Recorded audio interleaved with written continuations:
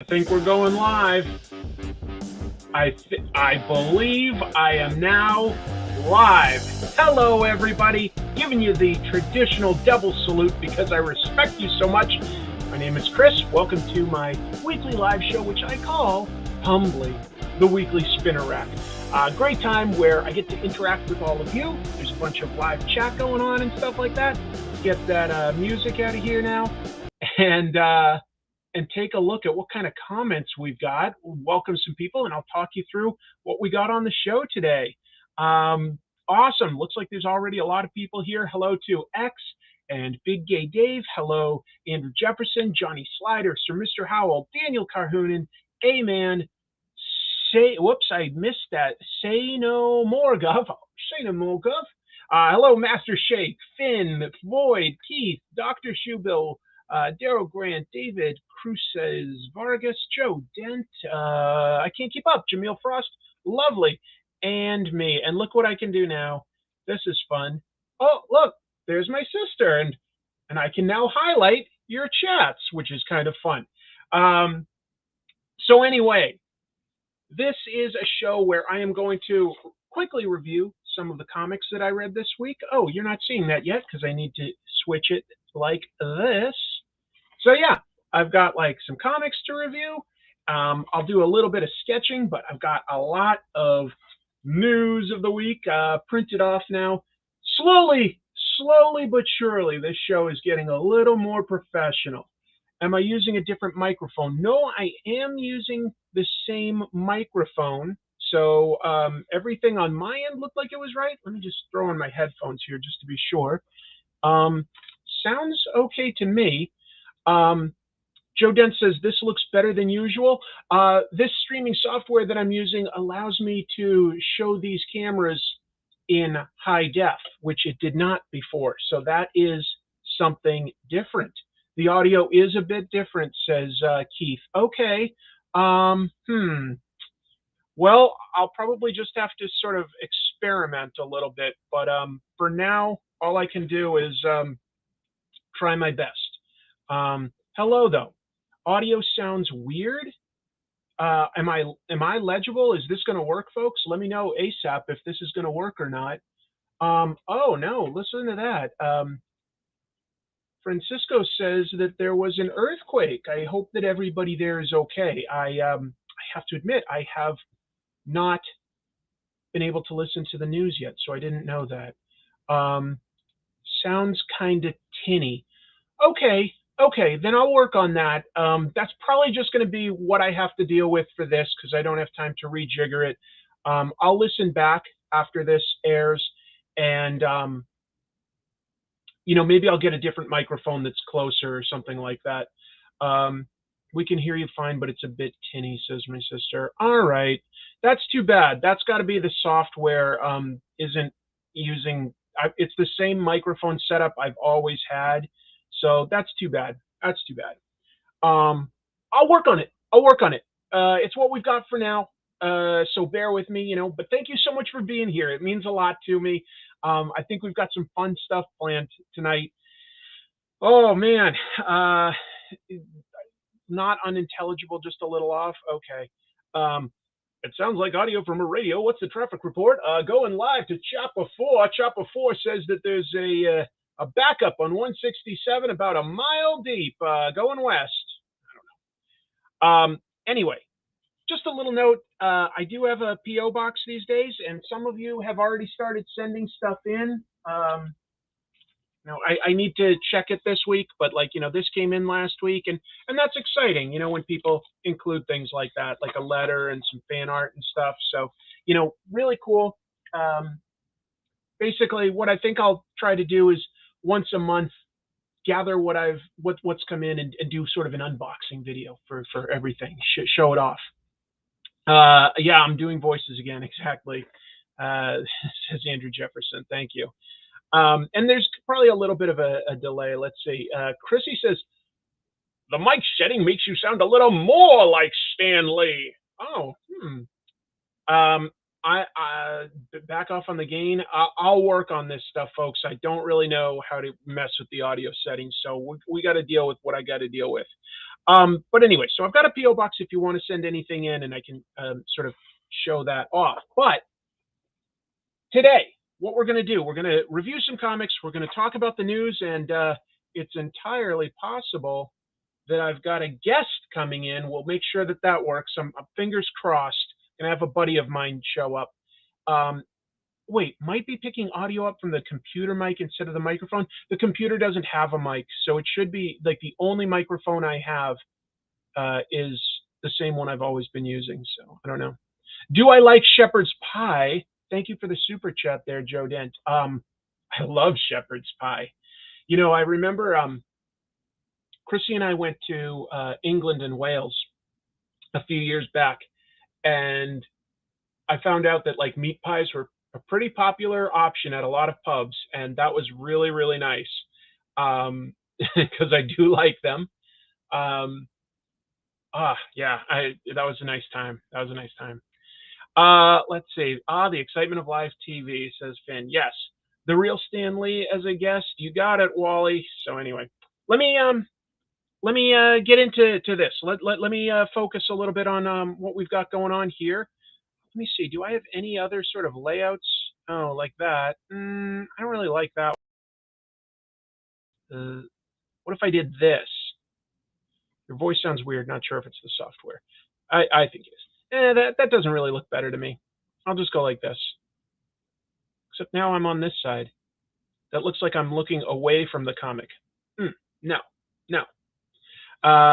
So I'm going to do it like that. There we go. Look at this. I'm playing with it already. All right. Folks, I've talked a lot about how much I love Daniel Warren Johnson. I've made a Comic Tropes episode about it. We've had 3 other issues that I've featured on here. Issue 2 had a huge surprise twist at the end. This is all about, I'll just keep it simple like for these because I got a bunch of comics to review. Wrestling taking place with all sorts of aliens and monsters in outer space, essentially, or really another dimension, but they're all from like different planets and worlds and realms. The main character is fighting because whoever wins gets to bring somebody back from the dead, and she's fighting to bring her mother back. Oh my God, look at this action, folks. Look at that. That is just, you know, even kind of small like that. Hopefully that looks pretty cool to you. Look at this German suplex here. That looks so cool. Like how extreme the action is. Man, Daniel Warren Johnson can do action well. But he also just has really cool layouts that make it easy to read. This one also has a bit of a twist in it, if you've been keeping up, which, you know, man, I love that he can keep surprising me. I'm not going to spend too long on any of these reviews. These are mini reviews. Do I recommend this? Absolutely. Strong recommend. You cannot, but do a Powerbomb 1, 2, 4 here in the UK. You cannot buy it here in the UK. That's not right. Come on, Image. Get it together. Get that distributed. By the way, I'm probably not going to do this, just to be clear, but my wife got us the One Chip Challenge. And then I started watching some videos, and this looks super painful. So let me put it like this. If you want to do a donation for me to eat the chip, you can. If you want to do a donation recommending that I do not eat the chip, I will also carefully listen to that, because this looks very intense. But if there was a massive amount of donations, the hell with it. At the end of the episode, I will chew this up. If I do, I've got Pepto and water and stuff like that. But I don't think I would swallow it, because I don't feel like I want to deal with the indigestion problems. What I do is chew it up and keep it in my mouth as long as possible. See how long I could deal with the hit. Let's see. The One Chip Challenge is doable going in, much worse going out. Speaking from experience. Yeah, I'm a little scared, to be honest. I'm a little scared. Though, wait, this one looks good. The One Chip Challenge is torture masquerading as fun. My brother did that. He can confirm it was painful. So I am not honestly excited, but we got it before we sort of knew how bad it was. If there was a ton of donations for it, maybe I would do it. You need to drink. Don't do it. Okay. Please don't do it. Okay. Whoa. My phone started playing the show. You need milk, not water. Yeah, here's the thing. I am lactose intolerant, so not really a good option for me. Anyway, moving on. Next issue of Amazing Spider-Man is here, but hold on, there's a super chat. Here's $10 to not do it. Okay, thank you, Larry. I appreciate that very, very much. And so far, the no's have it, and a lot of people saying not to do it. So, not likely, but if somebody really wants to see something crazy and enough money was donated, I guess anything for the show. I'll do anything for the show, essentially. Thank you very much for that super chat. That's super generous of you. I mentioned this before. Marvel's paper for their covers is the same paper as like their interior. It's so much floppier than the slight cardstock that DC and Image use. It's kind of cheap. So Zeb Wells continues his Amazing Spider-Man run. Guest artist Patrick Gleason steps in. Great art. This story, you sort of need to know what's going on with Marvel comics, though. So I like to just sort of stick with like stories that are on their own. I paid for the gum and I'll pay for the chip. Oh my goodness. Well, there's £2 towards it, but then again, there's $2 that say don't do it. I appreciate both. Hey, my sister cares about my health. She says don't do it. All right. Boy, this run has sure been hit and miss for me. I sort of got into it because Zeb Wells has written some funny stuff, I think, and you guys saw I did an episode recently. I generally like John Romita Jr., who's the regular artist on this, but it's not giving us the sort of behind the scenes story of like why Peter Parker and his girlfriend like Mary Jane are broken up and why she's like in a serious relationship with a guy. And we're already at issue 9. That's like, that's 3/4 of the year and we don't know the story. This one is like another sort of side story, essentially. The X-Men always host this gala now, kind of like the Met Gala. And so the superheroes and various celebrities show up in unique costumes. Spider-Man's is kind of cool, but actually, do we get a good shot of it even? I don't think we get like we don't. Like, that's so frustrating. Like, we only get small panels of his like costume here, so you don't even really get to see exactly what his gala costume looks like before a story starts. Mary Jane Watson gets kidnapped by an X-Men villain, and Wolverine helps Spider-Man get her back. It's as simple as that. I don't know, man. I don't know. Chip, chip, chipperoo. You do you. Sounds risky, though. Yeah, it does, right? Okay, hold on. What's this one say? What doesn't kill you makes you stronger. All right, that's 50 towards doing it. So that's in the lead right now. Wow, Brandon. Thanks for the donation. Brandon seems to want me to suffer. That's got to be ahead by something like $40. So we'll see. If I do it, it's going to be at the very, very end of the show, okay? Because if I'm suffering, I can't do the show. So I have to do it at the end. Is there a series that tells the origins of Darkseid? Yeah, I think that there is, but it's not coming to me who worked on it. We'll see. I don't know. Somebody likes that Brandon did that big donation. Okay. Someone donate $50 again, says Black Phoenix. Well, we'll see what happens. We'll see what happens. All right. So anyway, I can't give this a strong recommendation. I don't know. Sometimes I want to see a storyline through, even if I'm not loving it, but I can't give that a strong recommendation. I did like this. Batman versus Robin, written by Mark Waid. It's kind of, well, it's a sequel to the Batman Superman World's Finest that we just read. Cool thing about this, artwork by Mahmoud Asrar. And I thought that the Batman Superman was not in continuity, okay? I was positive.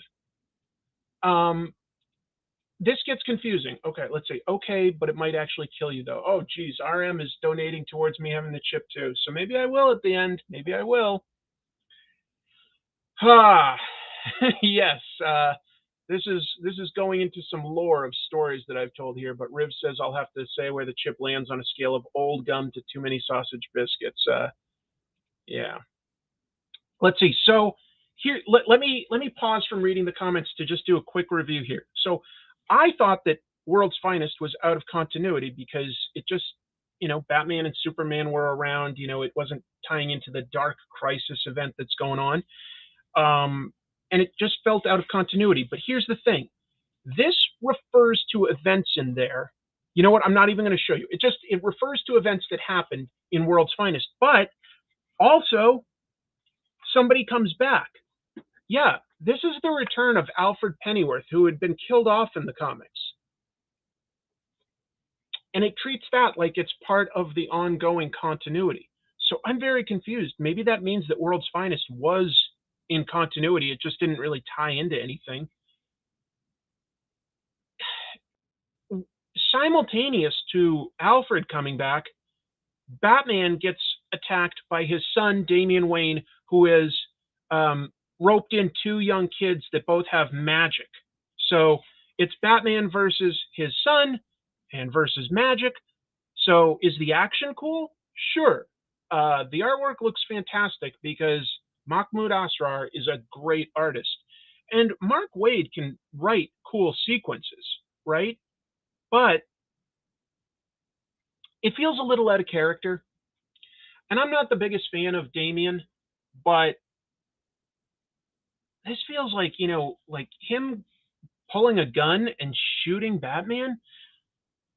That seems very out of character. It could be explained because of who the villain is, which ties into the World's Finest.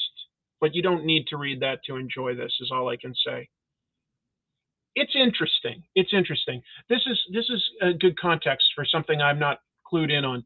James says that Robin number 17 also has Damian, that's the youngest Robin, finding the devil Neza's tomb as he's leaving Lazarus Island. Okay, so this is, I guess, tied into ongoing continuity. Fair enough. Hello, no. Joe Dent says, if I eat the chip, he will eat his hat and he will wear a raspberry beret. I assume he just means he'll put a raspberry on his head, call it a beret, and eat that. Back to something that's awesome. Dark Spaces Wildfire has been a delightful surprise. Written by Scott Snyder, art by Hayden Sherman. Tells the story of some prisoners that volunteer to help fight wildfires. And one of them knows that like one of the houses in the path of this is owned by like a billionaire who has crypto saved on his computer. Now he's evacuated, so they're going to be able to maybe steal that. It's a heist movie set within the context of some prisoners fighting a fire, but it's a heist and the fire is getting bigger and bigger. And in this issue, they find a dead body in the house. What? That's a wrinkle you weren't expecting. And it's all related to the stages of a wildfire and how you can't anticipate how things will change, but you have to work on the fly. It's amazing. And yeah, they use some really clever logic problems to put out a fire that hits the house.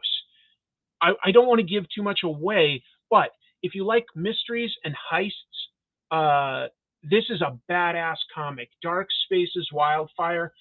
And I'll be honest, being that it's from IDW, they do try to either license properties or sell properties to be adapted into TV and film. This does feel like it could be a film or something. Finn says, the only hot chips I expected to see on this channel is the work of that devilishly handsome comics creator, Chip Zdarsky. This is getting ridiculous. I like the pun. But I like the super chat even more, if I'm being honest. Mod needs to ban the bot troll spammer. Oh, is that this? Okay. Thank you for that. Thanks for the heads up. Looks a little different when I'm using this software, so that wasn't as easy for me to spot. I appreciate that. Gene, you do have mod powers if you see like a bot, like just ban a bot like that, if it's obvious to you. Yeah, Andrew Jefferson does point out something about this comic that's worth mentioning.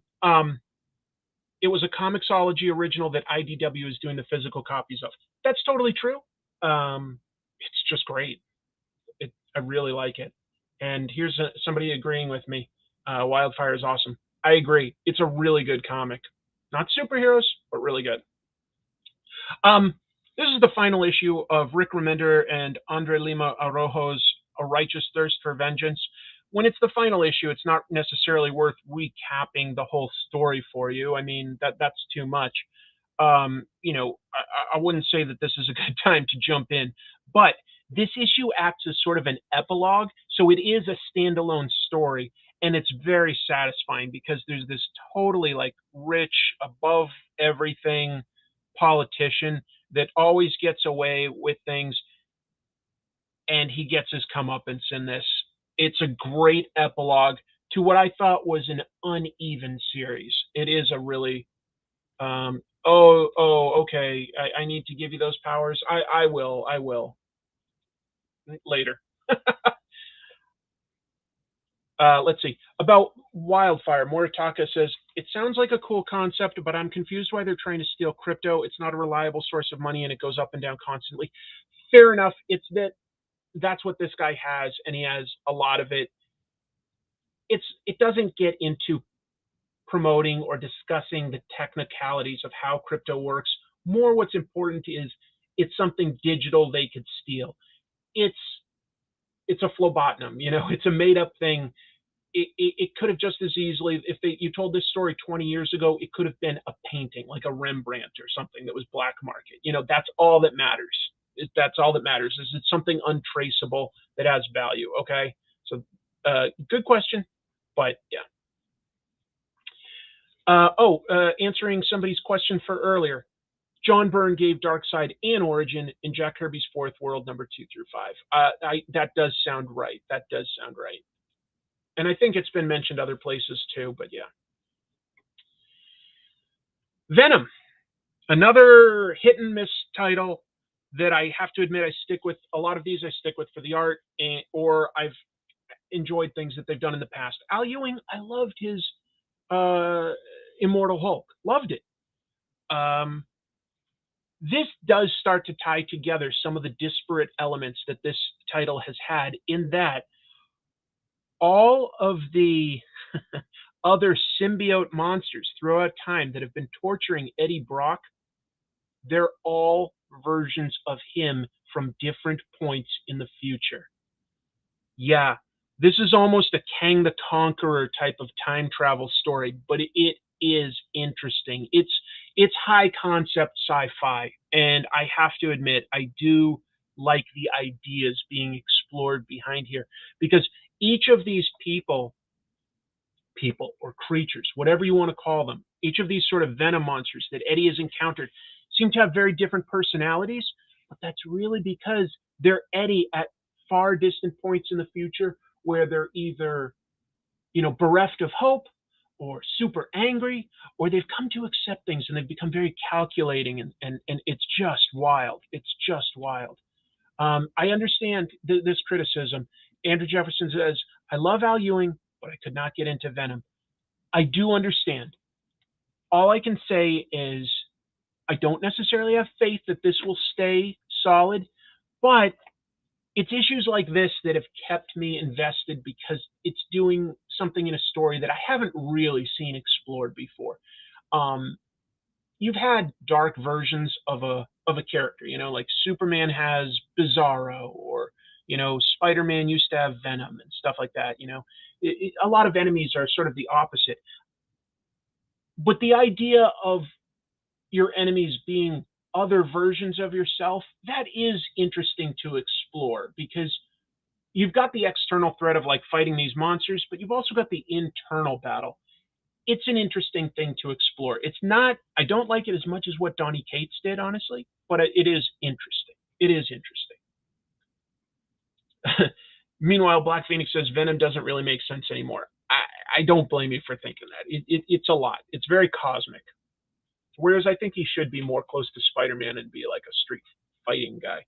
Kyle Carter says, don't do the one chip challenge. And on Venom, Ram V and Al Ewing are telling a great story. I clocked Meridius as Eddie 2 months ago when I picked up issue 8, but that's my only complaint.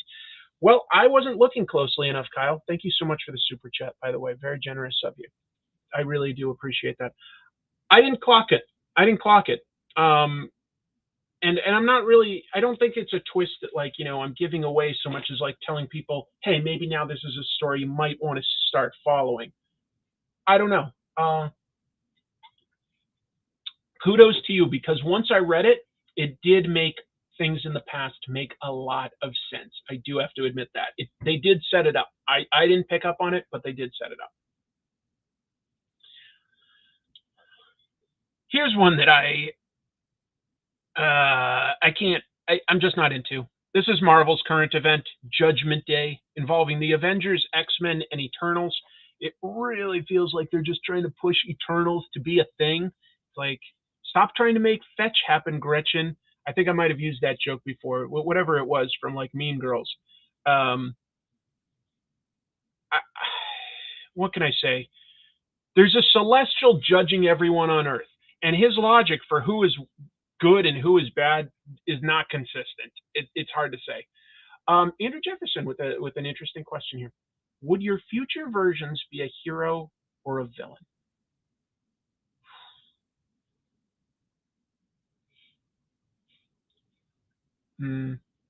I can be cynical sometimes.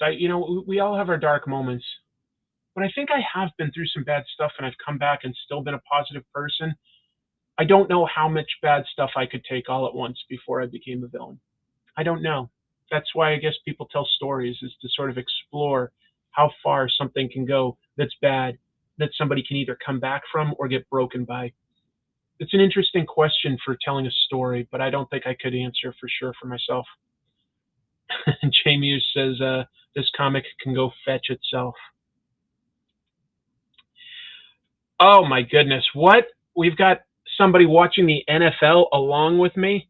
Well, it looks like I've got 140 viewers, so I find it hard to believe that the NFL is beating those kind of numbers. You know, whatever. Do I recommend this? Not really. If you've been really into the Eternals or the X-Men, maybe. The Avengers are totally just hanging out on the sidelines. You know, they're sort of there, but they're not doing a whole lot. The artwork is good though. This Valerio Sheedy with colors by Marte Gracia. I've complimented that stuff before. It does look good, but I don't care about this event. I don't feel like it's going to have ramifications. If it does and it surprises me, great. Superman, Son of Kal-El, issue 15. So it's been like about a year and a half, and it's wrapping up its first arc. Essentially, this is the son of Superman. He's now a young adult. He and his friends go up against a country that has been making and exploiting superhumans. But he outwits them and he outmaneuvers them. Superman does. By the way, here's something I thought you guys would like. Robin, Damian Wayne, is Superboy or Superman, Superman's friend. And look at that. That's they do a meme. He slaps the villain across the face, like that classic Batman slapping Robin meme that you've all seen. All right. I see you. What's this artist, Tormy? Good job. Anyway, what's cool about this is while Superman defeats the villain, it obviously launches something much bigger, which is the best way to end an arc, because the villain, seems to be escaping, and Lex Luthor shows up and is like, guess what? you were my trial run. I was manipulating you to do everything I want to do to see how well it works, which is kind of a cool way to build Lex Luthor up as an even bigger threat. Like, it took like 15 issues for them to take down this guy, only to realize that Lex Luthor was, manipulating everything behind the scenes. Dr. Shuba with the super chat saying, "You would likely see your future self as a villain simply because your future self is trying desperately to help you when you don't want it." It can be hard, like, how would I say something that would make me believe myself? I don't know. I don't know. Wally, I guess referring to the meme that I was showing there, or the joke based on the meme. I got that reference. That's pretty good. That's pretty good. So this is a fun book. Not everybody's going to like it because guess what? Oh my God. Can you believe this? Oh my God. Oh, the horror. The Superman is gay. Oh no. Oh no, not that. Not this fictional character. It doesn't bother me at all. I don't care. In fact, I think that that's the kind of representation that you do need to pepper in throughout stories. So anyway, why is Harley Quinn everywhere? Because Harley Quinn sells. If you don't like her, I get it, but she is popular. Boys be kissing. This is a kissing story. This is a kissing story. Oh, boys be kissing. Oh no! Alert the church elders. You guys are funny. You guys are funny. But it's like, who cares? Who cares? Kissing in a comic book? Probably not much longer until my guest gets here. So let me try to bang out these last couple reviews. Predator issue 2. This feels to me a little more like an alien story than a Predator story. It takes place in the near future. This human being, her family was killed by a predator, but she survived, and now she is hunting down that predator that killed her family across space. Okay, fair, but she comes across like other aliens and stuff like that in this issue. Where are they? Yeah, like these talking aliens on like hover speed bikes. I was like, I never really saw anything like that in Predator or Alien, honestly. But I don't know, just the idea of going across like different planets and stuff like that feels way more like, and being hunted by something feels a little bit more like Alien than Predator. I don't know. I'm going to read some more to see where Marvel goes with this, because, this is a new license for Marvel. Took them a long time to get this out. But I got to say, like, even though the interior artwork by Kev Walker is good, boy, do I like how Leno Francis Yu illustrates one of the Predators. I think that looks so good. That looks so cool. The covers are great. I'm almost getting it just for the cover. Let's see. The new Predator comic is good, but it reminds me of the early Dark Horse stuff. I think that that's fair. That's fair. I do think that they're sort of like going through the same sort of growth thing.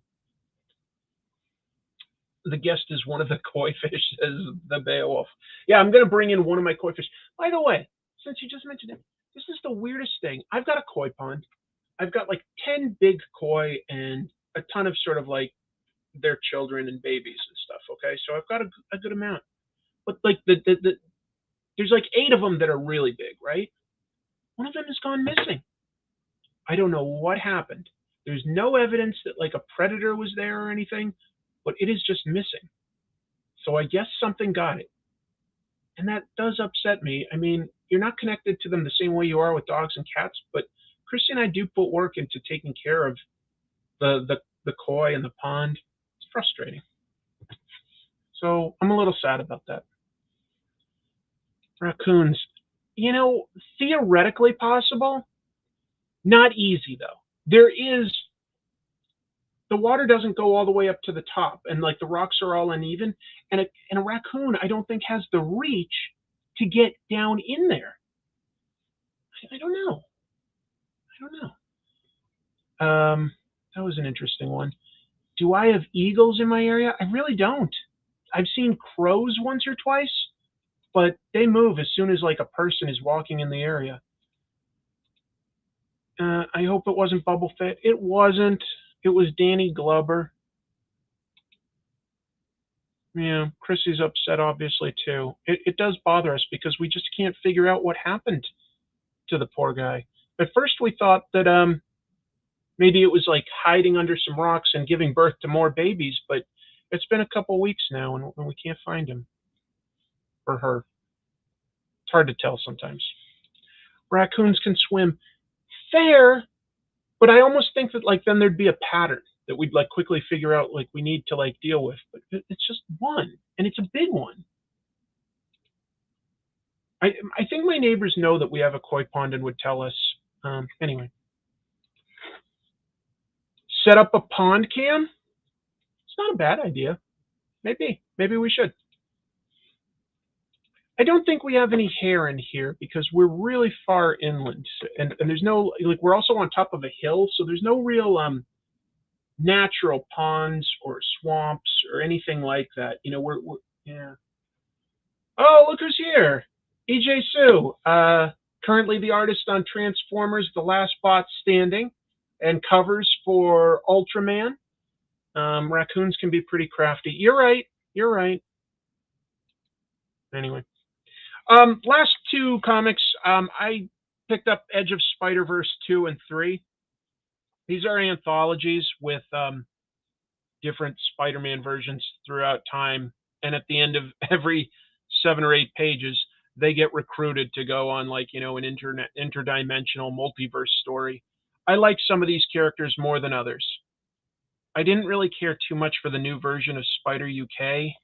She's not awful and does have some interesting powers. She can like give herself like an electric charge, and it like sort of lets her float. So that's a little interesting. But I just found like they put in a lot of like British slang and stuff, and it felt like a lot to take in. But the previous one was you know, Spider Gwen, and that was good. That was pretty cool. What else did they have? They had some like ancient god stuff. The art was good in this one, I will admit, but I didn't care about that. And then this issue, was there anybody? Yeah, there was a couple interesting ones in this actually. They had a couple different versions of Pavitr Parker from India, different like versions of Spider-Man from India.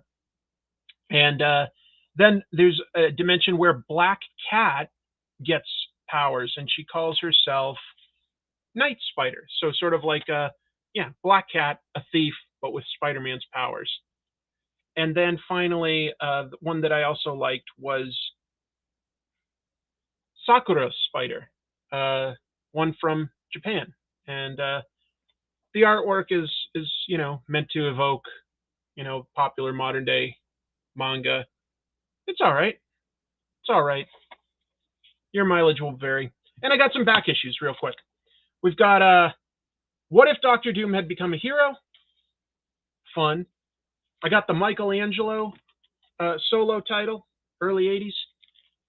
Look, the first appearance of Bloodstone, Ulysses Bloodstone. I think he might end up being in that show, what do you call it? Werewolf by Night, the movie. What's wrong with the audio? Yeah, it's a little tinny, but it's all I can do for today. And then I got this issue of Thunderbolts because I'd never read that version. You know what's going to be fun now, folks? We're going to change things up a little. Look who's here. Hey, Chris. Look who's here. This is my guest. I'm going to throw on my headphones so that I can hear you, Randy. Can you hear me? I sure can, yeah. And I can hear you. Can you guys hear Randy? His audio is probably better than mine today. I'm not sure about that. No, you sound great. Love the stash. Thank you, folks. So yeah, obviously at this point I normally start on the news, and I'm going to do that. Randy was a good friend of mine, and was kind enough to join me, and is a good friend. I don't know what I'm saying. Let's introduce people to who you are, because I'm just like going like, oh yeah, it's Randy. You know, Jim Lee, Neil Adams, Randy Stone, right? Yeah, pretty much. I'm up there. Yeah, I'm Randy Stone. I've known Chris from back in the day. Hey, Chrissy. How long have we known each other? Like, we're probably talking at least 20 years now, right? Yeah, it's over 20 years for sure. Wow. For anybody who caught Chris's recent failure episode, He mentioned Pencil Jack and Wizard World forums, and Mhm. that's where we first met, and that Yeah, was probably 1999, 2000 sort of thing. Yeah. exactly. Yeah. It's amazing, isn't it? Like how many of us have stayed in touch with each other, even if we're not like best friends. A lot of us will still like follow each other on social media For and like sure. say hello at conventions. It's kind of awesome how many of us met each other. Yeah, it was just a strange thing because growing up, I had maybe one friend early on who read comics with me, and then we moved away.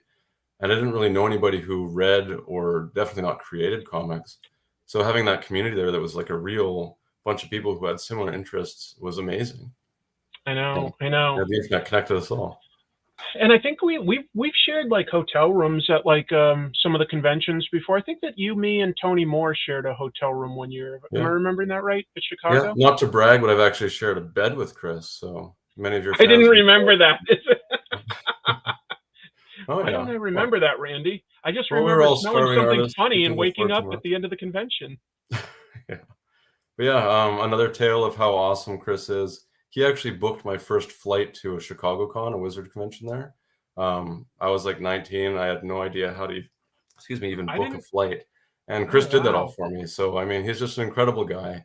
He's been in my Yeah. corner for 20 years now, and it's just amazing. Yeah, man. No, I wasn't looking for like you to like talk me up, but that's really kind of you. The I could the spend the cool whole time just saying how much I love Chris and all the cool things about him. So, but we they won't all do that, I can. guess. Everybody can do that. Um, uh, Randy has always like like worked on his own comic ideas and stuff, and he's had to balance that with being a husband and a dad and having a job. It's not easy, when you've got all those things. But what's cool about what Randy did, and I'd love you to tell us a little bit about it, is you've finally found a way. By the way, there's EJ Sue saying Pencil Yeah. Jack was great. Awesome, EJ. Randy has gotten into crowdfunding successfully, several comics, and gotten some publishers to publish a couple as well. Yeah. So, what was the first project you did for crowdfunding? Try to like remind me because Death and they all Comics. blend together. Yeah, Death and Comics was the first crowdfunded one on Kickstarter. Okay. That's a collection of short stories that I did, kind of coming back to comics after not having worked on it for many, many years. Like that's starting the family and everything. I just wasn't doing any comics. Yeah. But I had these little story ideas that were enough to put in a 2-pager, 5-pager, these kind of thing, and build up enough to put out an actual issue. You know what you should tell them about though is what you did to get your initial funding to do that, because like that involved a bit of personal sacrifice that like I don't think all of us would easily be ready to do. Okay, so speaking to the Pencil Jack group, Tony Moore was obviously a part of that community. So I was reading Walking Dead right from the bat, and one of my favorite pages of all was that first kill when, is it Amy, was the sister that Yep. got bitten. And Yep. actually, if I move my head out of the way, You've there's got like a glare on my photocopy camera. of it up there, yeah. I've got a photocopy of it kind of in the middle. I don't know. Right. Yeah. I'm trying to work in reverse here. Sorry, my light's glaring off of it. But anyways, that's a photocopy because I didn't end up keeping the original when Walking Dead blew up. I figured it was time to cash in, not just for money, because it was very personal to have that connection with my friends and to be a part of that from the beginning. But the sales of that page alone funded 2 comics for me. So I was able to pay artists and collaborators and stuff. So that got me started with producing them. I think that certainly just like shows your commitment to your own ideas, Randy. I always say, like we should be paying our collaborators and stuff. It's something I didn't necessarily know when I was like 18 and 19 and stuff, but I certainly know now. And, to sort of make that sacrifice of saying, hey, I've got this artwork that's worth a lot and I love that. And there's a personal connection there too, but it could help me sort of achieve my dreams. I don't know. I've always really admired that you were willing to take that step. It's really impressive. Yeah. Whoops, I bumped some of my equipment here. I'm real professional. Randy, you're my first guest that I've ever had, and I really appreciate you dropping in. Somebody has a question for you here that I'm going to highlight. K-Bar says, question for Randy, are you more on the writing side or art side of comic creation?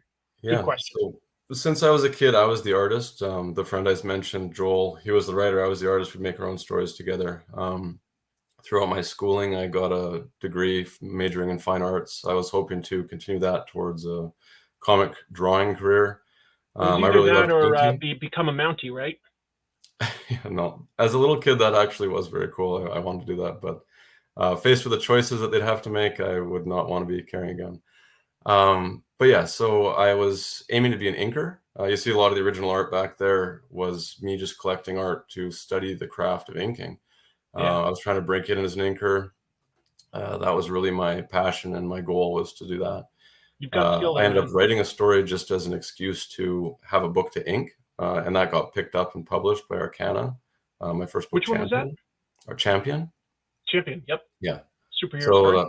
it didn't do too well, and that's when I ended up just kind of giving up for a while and starting a family. But as I came back to it, I was definitely more in the writing side because it's less time consuming. You can do it on your commute, you can do it in the shower, you can create stories all day long, but you can't necessarily sit at a desk and draw when you have a day job and eventually kids and everything.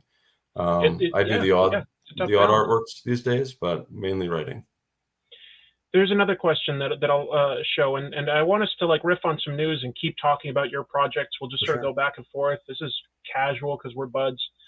But Charlie asks, how would you describe your art style in terms of character design? I don't know.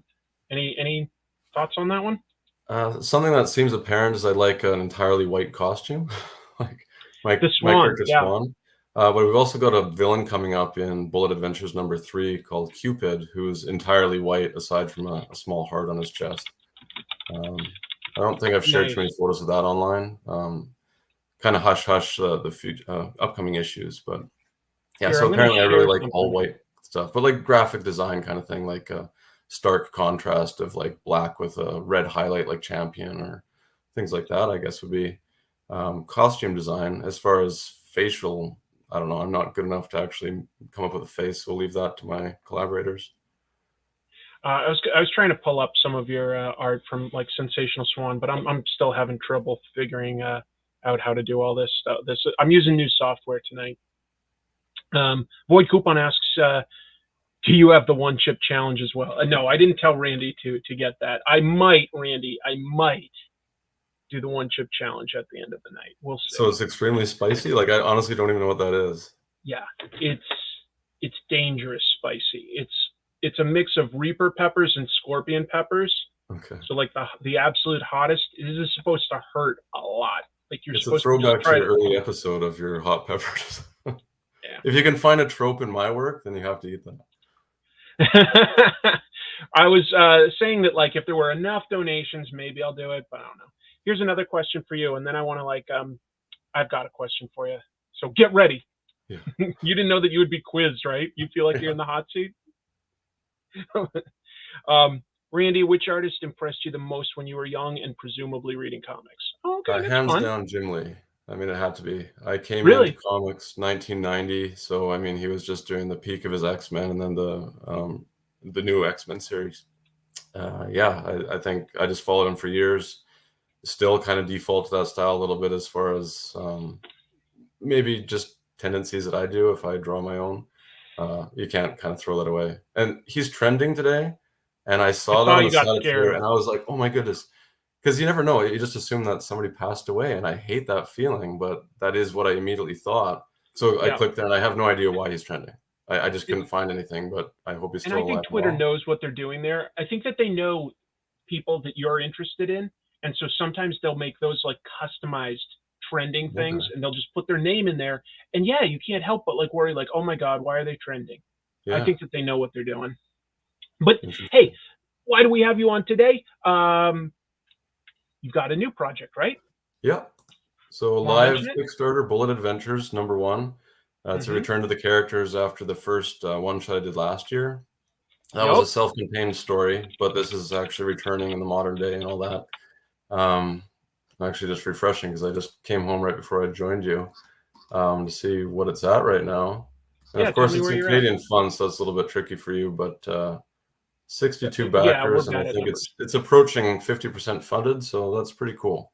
Within like just over a day, right? No, it launched on Thursday, so we got 5 days worth basically, but it's still doing pretty well. I'm sorry. You know what? That's right. I went to work over the weekend and it's like lost time. I totally forgot like where we're at on that. Hold on. I'm pulling it up while you talk about that because I'm trying to at least find. What do I look up if I'm just on Kickstarter? Just look up your name, maybe. Maybe it might be under Altruist Comics, but Bullet Adventures will come up. Altruist Comics. What a good guy this guy is, right, folks? Yeah. What a good guy. Well, that started because I was trying to put those short stories out and encourage people to donate to a relevant cause that kind of matched up with that story. I don't know if it actually ended up getting anything towards charity in that respect, but I kind of stuck with that. So, I mean, superheroes, that's what I grew up on. The whole thing is just like doing good because you can. I mean, that was the role model in my life, really, was just these heroes that they could save people, they could help people. And not that I'm anywhere near that, but I guess I kind of tried. Dude, I'm impressed. You've done so many. You know which one I really liked? I loved Eskimo Kisses. Yeah, it was a good horror story, an idea I had there. So yeah, there was interest from a producer at some point. That never went anywhere, but it would have been nice to have the Hollywood cash. Well, who knows? Maybe you could do a sequel to it at some point, and it'll hook people's interest again. What was tell people about the premise of that one? I'm about to pull up your current project. Yeah, so that was a supernatural horror story set in northern Canada. It's kind of an isolated town that gets overrun by these creatures. From what I understand, very similar to 30 Days of Night, which I've never read or seen the movie, but different enough that it's its own thing. But I have had that comment quite a bit that it's like that. I thought that it was pretty cool because it felt very authentic, like it was set in Canada, and it felt like you were writing about places and people that you sort of knew a little bit about. So I like that. But yeah, here's Randy's project that I'm sharing on screen right now.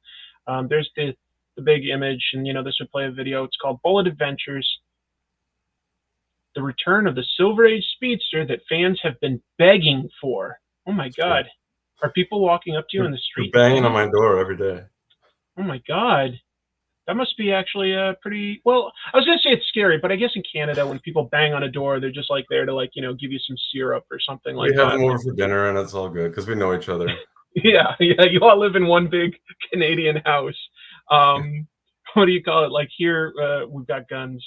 Right. TJ Rip says, any current artists you've recently, I think you meant worked with, that you'd recommend? Oh, that's a nice place to plug anybody that you can think of that you've been working with. So Laura Kane drew this issue of Bullet. She unfortunately wasn't able to continue on. And so if you scroll down, actually, there's a second cover by the team of Nico Carrizo and Fran Citarelli. And Nico, this is his first work published, and he looks like a veteran of comics. He's amazing. Look at the, this is like a retired superhero telling his stories, right? Yeah, basically. And that was the premise of the first one. And this is kind of the last day of his life. He finds out from this Michael from the future coming back to this day before he passes away. And he's told that this is his last day alive. And he sends him back into the past with not necessarily good intentions. So that's Laura Kane. Yeah. You got a few people that you worked with. Yeah. Yeah. And these How do you last tend to find people these days? Sorry, what was that? How do you tend to find collaborators these days?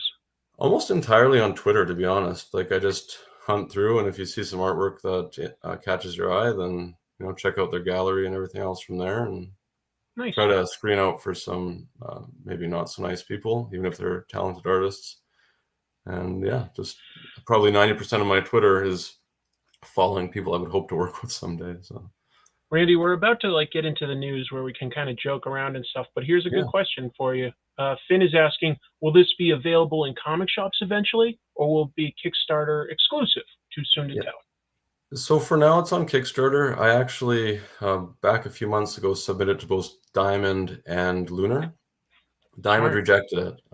It was surprising to me. I think it's a high quality book, and that's not because I'm involved. It's because I've got amazing collaborators who did an incredible job with this book. Everything I've seen looks great, dude. Thank you. I appreciate it. And I can say that because it wasn't just me. Like if it was me, I'd say, oh yeah, it's not so great. You're But humble, I know. their loss, I'm surprised because it seems like people are leaving Diamond as a distributor. And the reason they gave me was because they don't like self-contained stories because it seems like a series of one-shots. Whereas my approach was to make it approachable for fans to step in on issue 3 or 5 or 7 down the road and not have to worry about knowing all of these other part 1 through 6 to understand what's going on in issue 7. But apparently that's not the market they think it is. That was their choice. So with Lunar, they just haven't got back to me. They have a long queue, which I found out this morning that anything after June that has been submitted this year won't even be looked at until next year sometime. Okay, so that'll be a while till we know. Right. So it'll be the next 2 issues on Kickstarter for sure.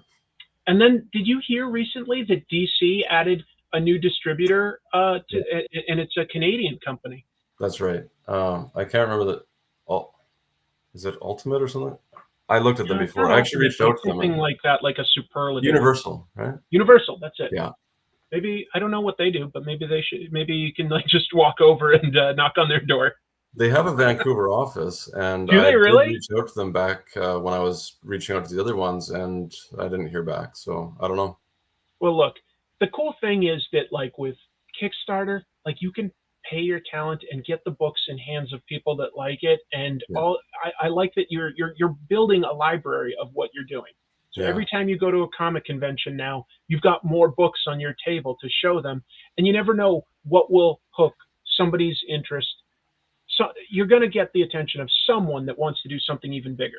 Yeah, I'm running out of space on my convention tables, to be honest, with so many books that I've put out the last couple of years. So it's cool. Viewers here have been patient. I want to talk about some of the news of the week.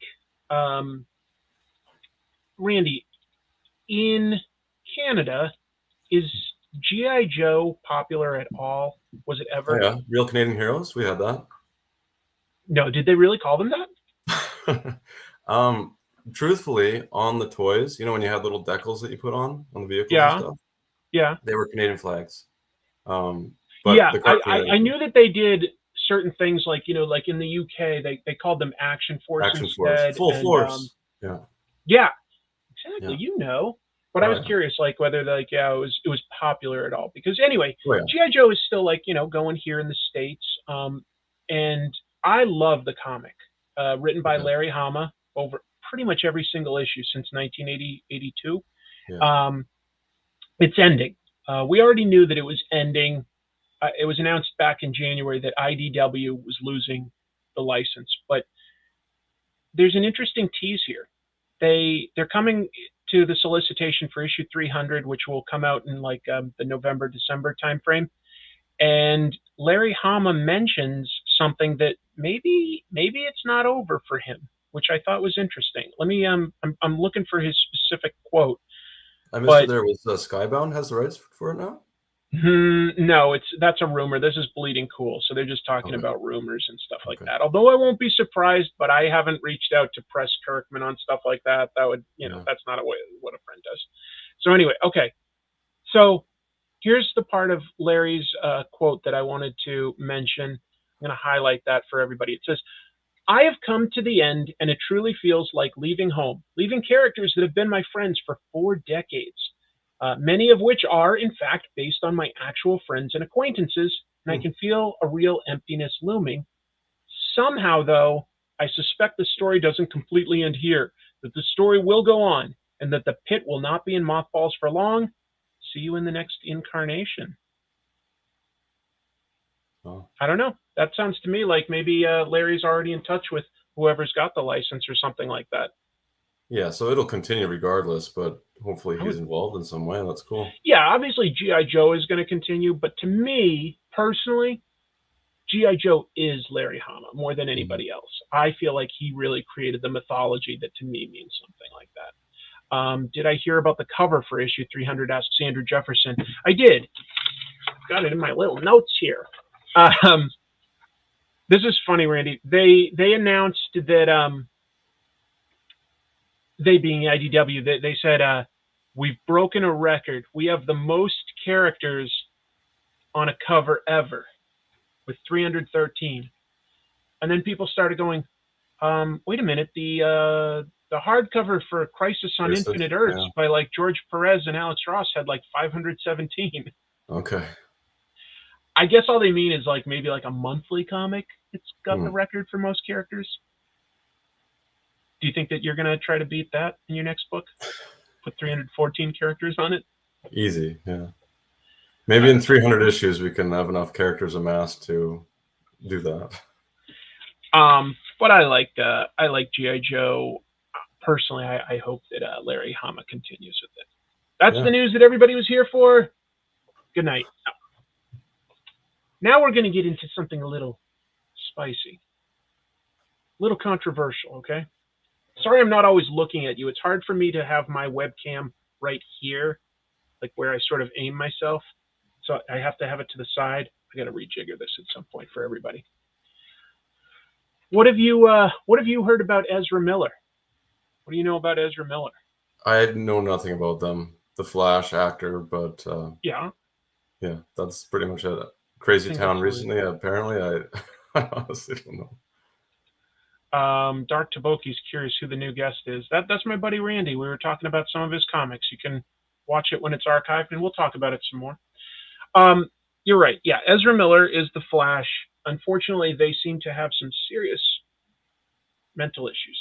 They've been arrested for all sorts of stuff, assaulting people, breaking into their neighbors' houses, maybe like grooming underage people. There are at least accusations by several children's parents.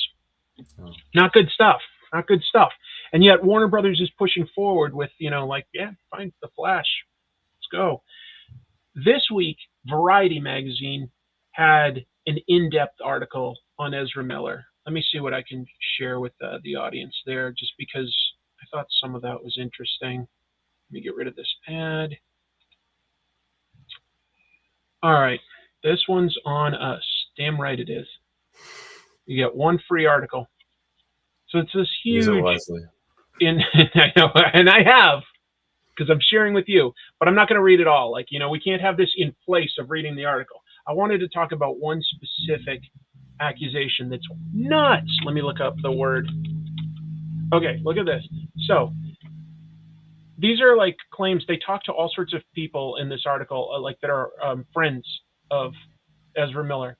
And it says, they say the actor verbally and emotionally abused those around them and referred to themselves alternately as Jesus and the devil. 3 people also say Millar has also wrapped the superhero they play into their grandiose speechifying. The actor, says one source, was claiming that the Flash is the one who brings the multiverses together like Jesus. Sure. What?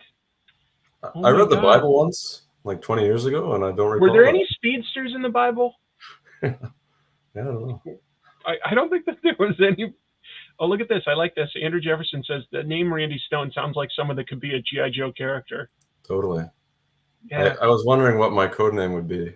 I was saying desktop because I sit at a computer most of the day. Desktop, yeah. That works. How about you, Chris? Think Tank. Think Tank, okay. Yeah, that would be me. So yeah, as crazy as that is, here's another quote that I had from it. Somebody said, another friend of Ezra Millar says, Ezra is Jesus and Dakota Iron Eyes, that's this person that's allegedly they're grooming, is an apocalyptic Native American spider goddess, and their union is supposed to bring about the apocalypse, and that's the real reason everyone is opposed to them being together. As opposed to an age issue? As opposed to an age issue. Okay. That's what, because we all know, hey, you can't have these two gods get together. That's what causes the apocalypse. What was that? I said at least wait a few years. I don't know. That's inappropriate anyways. You can get away with that one. Let's see. EJ says, sounds like a Bible from a different universe. Multiverse. Absolutely. Yeah. It's from Ezra's universe. Look, I don't say any of this to beat up on Ezra. It's just that it's crazy to me that we're hearing these stories and we're not hearing Warner Brothers announced that they're taking steps to get this person help. Sure. Or even the Um, friend that was quoted there, instead of going along with this God story, then why don't you try to help your friend? I don't know. yeah, it's just different. Have you seen the video of Ezra Millar asking to punch a fan? I haven't seen one of them asking. I did see him assault. I saw them assault a fan in Iceland about 2 years ago or something. That was a weird one. But apparently, I looked up. I was like, "What is the status of the Flash movie?" Yeah, apparently they're actually still filming new scenes with Ezra Miller right now. They're filming extra scenes for the Flash movie, and they're planning on releasing it in June of What? 2023. Are you You'd going to think see that it? they would cut that one for tax purposes and, not Batgirl or whatever. Isn't that crazy? The more I think about it, like even if Batgirl was like not a well done movie, you've got Michael Keaton coming back as Batman, and you've got Brendan I'm Fraser. bad at names. What was that? Brendan Fraser? Yes, Brendan Fraser is having a career resurgence. I feel like that would have made money at the box office, Yeah. at least in week one. I don't know. Here's a different question. Chris, I know you probably talked about this before. Not necessarily. Let's see. But what are your thoughts on Man-Thing's return in Werewolf by Night after 15 years? Do you think the MCU will do him justice? Yeah, I think that thing looked like a blast. Did you watch the trailer, Randy, for Werewolf by Night? I did see it. And is it actually looking like that for the series, or was it just kind of a stylized trailer? I don't know. Yeah, the black and white thing. I don't know. I'm okay with it either way. It might have just been the trailer though, like making it extra pulpy and campy. But you definitely see the Bloodstones and Man Thing in the trailer, which is kind of cool. Anyway, Axel Plate says, "Hi, Randy Stone." Hi, Alex Plate. Did you see Constantine with Keanu Reeves? Oh yeah, I mean that was 2005, 17 years ago or so. 2005. Yep. Yeah. What do you think of it? I remember enjoying it.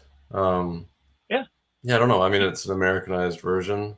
Are we supposed to call him John Constantine now, though, or I don't know? Oh, as compared to Constantine? Yeah. Constantine? Now that That's I know, true. I'm like, what am I supposed to do? Because apparently it was Right. Constantine. Right. Who is it that said that? Was that Neil Gaiman that Neil said Gaiman, that? yeah. Yeah, it's supposed to be pronounced Constantine is how he saw it. But everybody says Constantine, I thought right? so. Yeah, I thought so too. That's fine. That's fine. K-Bar says, imagine a Morbius cameo in Werewolf by Night. Well, come on. Like, obviously, that would, like, break every record in the book. Like, every single human being that has internet access would subscribe to Disney Plus and crash the servers. Like, that's just too much. It might be enough to get me to subscribe, because I haven't seen anything on Disney Plus yet. Oh, you haven't? I have to admit, I like a lot of it. I really do. And I'm kind of excited about this, like, Star Wars show, Andor. It just, I didn't think I'd want to like it because like it's another prequel, but damn if it doesn't look cool. This person, Kyle Carter, claims that Werewolf by Night will be in black and white and stylized as a 40s, 50s special feature. Totally fine with that. I think that that's the kind of stuff you should experiment with on Disney Plus.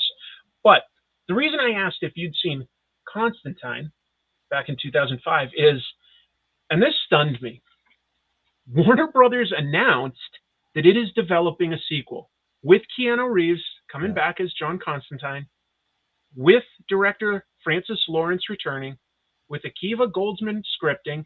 No matter what you think of Akiva's work, big time writer, and Akiva will produce alongside J.J. Abrams. So it's just funny because Warner Brothers, ever since it's been bought by Discovery, the president has been like, we need a 10-year plan. We need to consolidate. We're going to cancel Batgirl. Like, it's just like one single universe. And then they're like, hey, how about a movie from 17 years ago? We're going to make a sequel to that. Which, was it a blockbuster? I don't recall it doing so well. I mean, we knew about it because it's a comic and it felt important. But I mean, I think it turned a profit. I think it made somewhere around $200 million and cost less than $100 million to make. I don't think it was a blockbuster there, but it made a profit. That's like, so... Let's see. Oh, by the way, since we're talking about this stuff, Andrew Jefferson said, I think Alan Moore said that it should be Constantine. Did it? Did he also say that? Well, obviously Neil Adams did. Neil Adams. Neil Gaiman. Jesus Christ. I'm terrible at names. What time is it there in Canada, by the way? 6:09. I'm right above you. I know you are. I guess it's just because of the resurgence of Keanu Reeves over the last several years. Is that what we would chalk it up to? Yeah, but you'd think it'd be harder to get him for that. Or maybe there's a True. deal. Is Berserker in the works as a movie? I think as a Netflix series. Okay, I was wondering maybe it was tied to that. Like, okay, we'll make your book if you come back for this or something. Gotcha. But I'm pretty sure that Berserker's at Netflix. Anybody out there want to like fact check me on that one? But I'm pretty sure that the comic Berserker that he made is. That's a good question though. Thanks for being clued in there. Larry Quartowitz, I want to acknowledge your super chat, and he says, curious if you're a fan of Corridor Crew. They made a pretty great Batgirl trailer and also have R-rated versions of Marvel and Star Wars stuff. Pure gold. I love that YouTube channel. Watch it all the time. Have you ever heard of them, Randy? I think I might have seen that. Those were the two goons at the end were the Warner Brothers or something? Was that the trailer? Corridor Crew is a team of visual effects artists down in LA, and they have a YouTube channel where they'll break down special effects, sometimes with actual effects artists in the industry in movies, to sort of analyze what works, what doesn't, and they'll also make their own projects with special effects, and a lot of them are pretty fun and funny. Okay. Yeah. And Larry says, count my $5 towards not eating the chip. Gladly. But anyway, Constantine 2 in the works. Never expected that. Let's see this. Nobody likes 2005 Constantine. Everyone likes Keanu, but his version of Constantine is terrible. The whole movie was a terrible Americanization of the character. I'll be honest. I don't completely agree with that. I think I might have preferred them to do classic British version, Be Loyal. Once you sort of separate that it isn't a 100% adaptation of, the Hellblazer comics, and that this is just an American John Constantine, I think it's a pretty entertaining movie for what it is. It has a good cast. It moves at a good pace. It has a good plot. I don't know. I liked it. Something I remember about it, actually, our friend Benito Cerino, something he said about that movie was it's the best Hellboy movie ever made. Best Hellboy movie. Yeah. And it does work in that way, right? I mean, that's supernatural. I think that supernatural detective is a sort of subgenre of comics. You've got Italian comics like Dylan Dog. I'm sure that there's some British characters I'm not thinking of. You've got like Hellboy. You've got John Constantine. You've got other supernatural detectives. I think that that's a thing. I think you could almost argue that like Sherlock Holmes somewhat started that idea in a way, just because he didn't explicitly deal with the supernatural, but he dealt with things that people thought might have been supernatural. So I don't know. I think it goes back pretty far. I like this idea by Joe Dent. They should make a Constantine like a retro Hammer film. That would be sweet. I love those British 70s horror movies. I'm totally down with that idea. Yeah. How long does your Kickstarter go, by the way, Randy? That's the 30 days. It'll end October 15th. October 15th. We've got time to look for Bullet Adventures on Kickstarter if people are interested in supporting your book. And I thought that I supported it already for whatever it's worth. I thought it was very reasonable cost to get a comic like that. So thank you for putting that out. And actually, I was thinking, and I wasn't sure with your new platform here if you'd have super chats activated, whatever. But if anybody does support Chris tonight, giving him super chats, I know he's not one to drive money towards him, but you should. And if you help him out with that, I'll send you a copy of my original Bullet PDF. So a little incentive. You'll send it to me, or you'll send it to them? No, you've got it. I know that. Anybody who super chats for you. I mean, just an extra incentive to throw some money Chris's way. How should they reach out to you? PDF. What's that? How should they reach out to you? Well, comment here. We can go back. I can see who super chatted. We'll get in touch. We'll figure something out. But I just want to drive some income towards Chris too, because he was nice enough to have me on to support my project. So yeah, definitely support Chris. Look who's here, Andy. You know Andy Kuhn? No, cool. I know of him for sure. Yeah, I that's all I meant. The film Constantine, which gets a world of undeserved hate. I dug it. I feel the same way, Andy. I have to acknowledge, yeah, it's not a literal adaptation of Hellblazer with him being British, but if you can just get past that bit of him being American, I felt like everything they did with the angels and Lucifer and the way they treated magic, I felt was pretty accurate. I don't know. I did like it. I did like it. Look at all these people getting excited about this idea, Randy. They're like, yeah, just there are people definitely excited about your idea of like getting a PDF of Bullet. And yeah, folks, take him up on it. It's a good comic, and then you might want to support his future Kickstarters, but take advantage of it. See what Randy does. That's smart, Randy, and that's really kind of you to offer. Yeah. No problem. There's more news. Of course, there's always more news. This one, let me just pull it up because this is funny to me. Okay, hold on. DC honors Stan Lee. Because guess what? December 28th of this year would have been Stan Lee's 100th birthday. So comics are celebrating and honoring Stan Lee. Obviously a big figure. Who's honoring him first? DC Comics. Because when you think of Stan Lee, we all think of, DC and Stan Lee. Peanut butter and chocolate goes together. Thank you, by the way, Joe Dent. That's really nice. Did you ever read any of those Stan Lee Just Imagine books back in like 2001? Yeah. I'm pretty sure I had Catwoman. Chris Bachalo drew that one. I think there was an Adam Hughes Wonder Woman. I think he at least did the cover, yeah. Maybe, yeah. I know I picked up a few of them. I don't think they were any good, really. I didn't. The artists were either, to be honest. Top tier, so I remember I had a few. They did make a big show of it. They got some great artists, and they had Stan Lee's name, and it was just like, hey, what if Stan Lee invented the DC universe? And he just took the name and sort of came up with an alternate version, and that's fine. Anyway, yeah, DC's gonna revisit that this year. The end of December, they're releasing a 96-page anthology called Tales from Earth 6, a celebration of Stan Lee. One shot. Let me scroll down to show some of the names involved there. This is a press release, DC release, pulling this up from AIPT Comics. Here's some of the talent involved. Okay.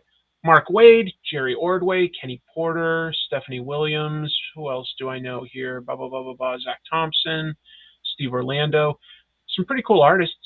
Lee Weeks, Kevin McGuire, Hayden Sherman. I was just talking about his book, Wildfires? Yeah. Anyway. There we go. There's some covers for Just Imagine. There's Catwoman. It basically just looks like Catwoman, to be honest. I mean, that's like a runway model or something. I guess that's Catwoman. There's Bullet, the speedster Bullet, right?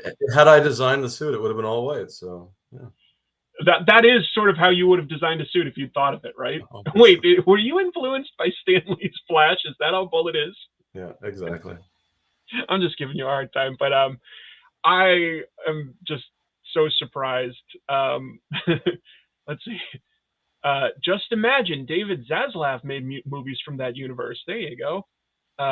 Those Just Imagine issues might have been the first Stan Lee comics I read. Hey, Stan Lee always said like every comic was somebody's first, so that's possible. I have 2 or 3 of those Just Imagine books. I like that line, and I'm glad to see them back. I only read 1 or 2, so I don't remember it too well. Hey, it's totally cool.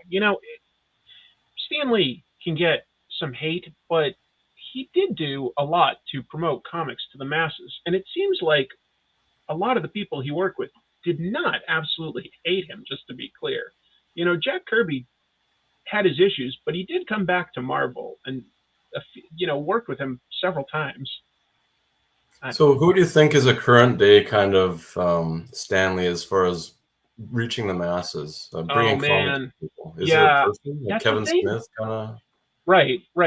That's the one I tend to hear too, Randy, is like when somebody says like who promotes comics and is like sort of the, like iconic comics guy, the way Stan Lee was. I don't think that there's anybody that really is what Stan Lee was. I really don't. I think that there are people that do a good job of promoting comics and stuff like that. I think that Kevin Smith is good at that. I think that Kevin Feige is good at that. We're talking more movies there. I think Robert Kirkman is pretty darn good at getting, press and talking up his books and, hyping them up.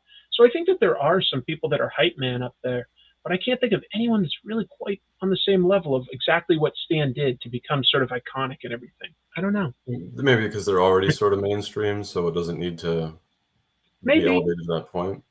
That's an interesting point. It's possible.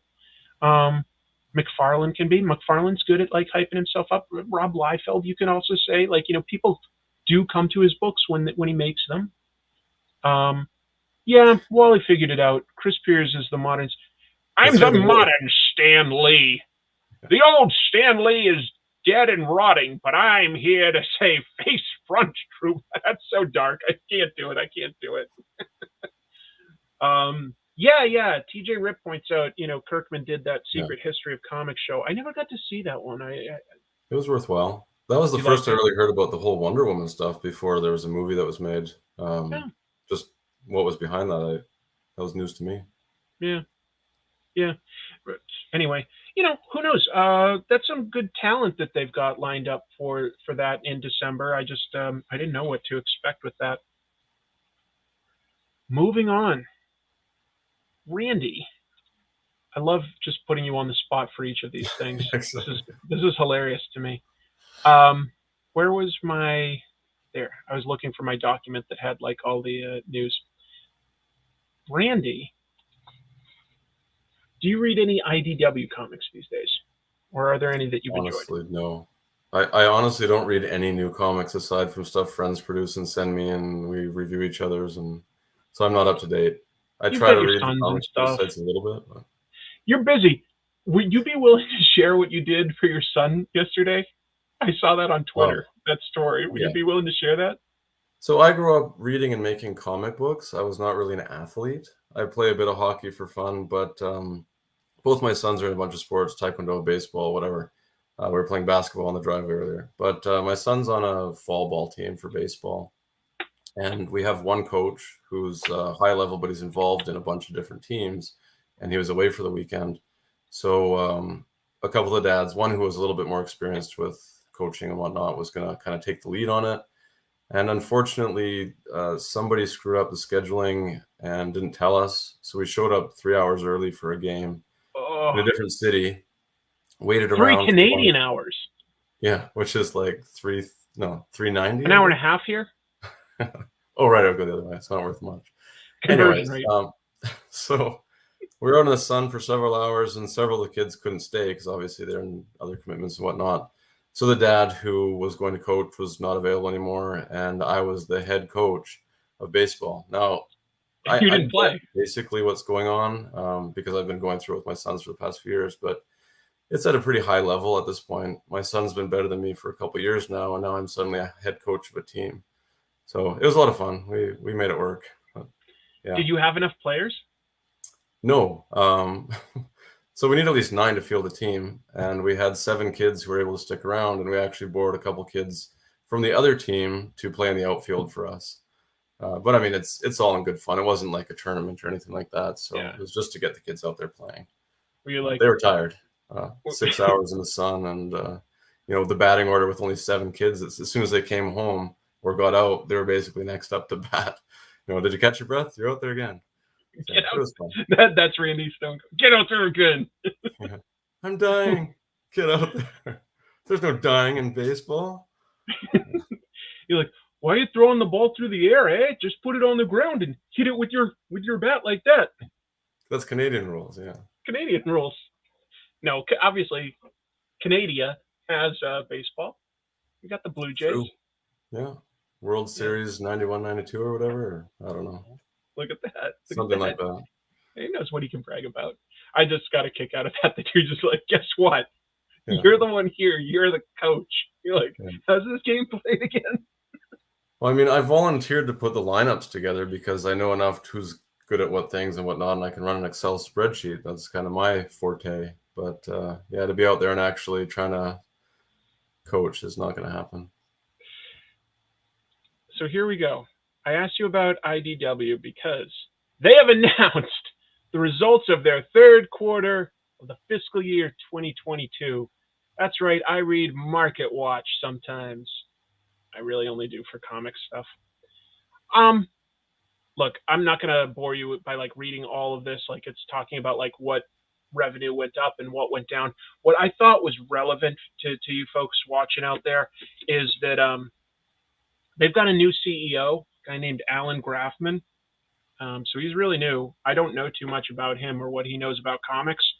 But this quarter, they did have overall revenue slightly up, but that was mostly thanks to their entertainment division. IDW has an entertainment division and a publishing division. And their entertainment division apparently has a show called Surfside Girls that was turned into a show, and they got paid for that this quarter. So that was like a bunch of extra revenue. Does anyone out there watch Surfside Girls or read the comic? I've never heard of that one.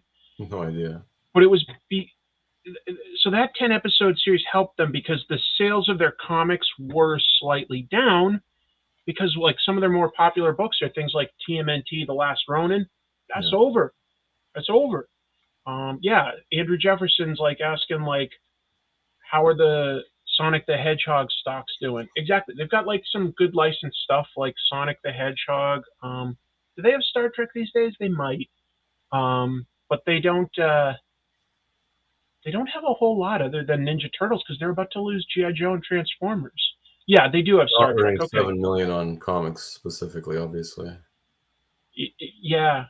And I think that IDW has done some good stuff. There's another person that's two people saying that they read their Star Trek. Okay, cool.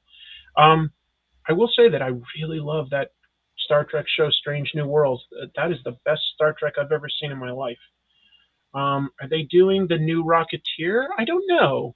They might be. I did hear something about a new Rocketeer book, which I always thought for some reason had ended up at Disney since they made the movie, but I guess not.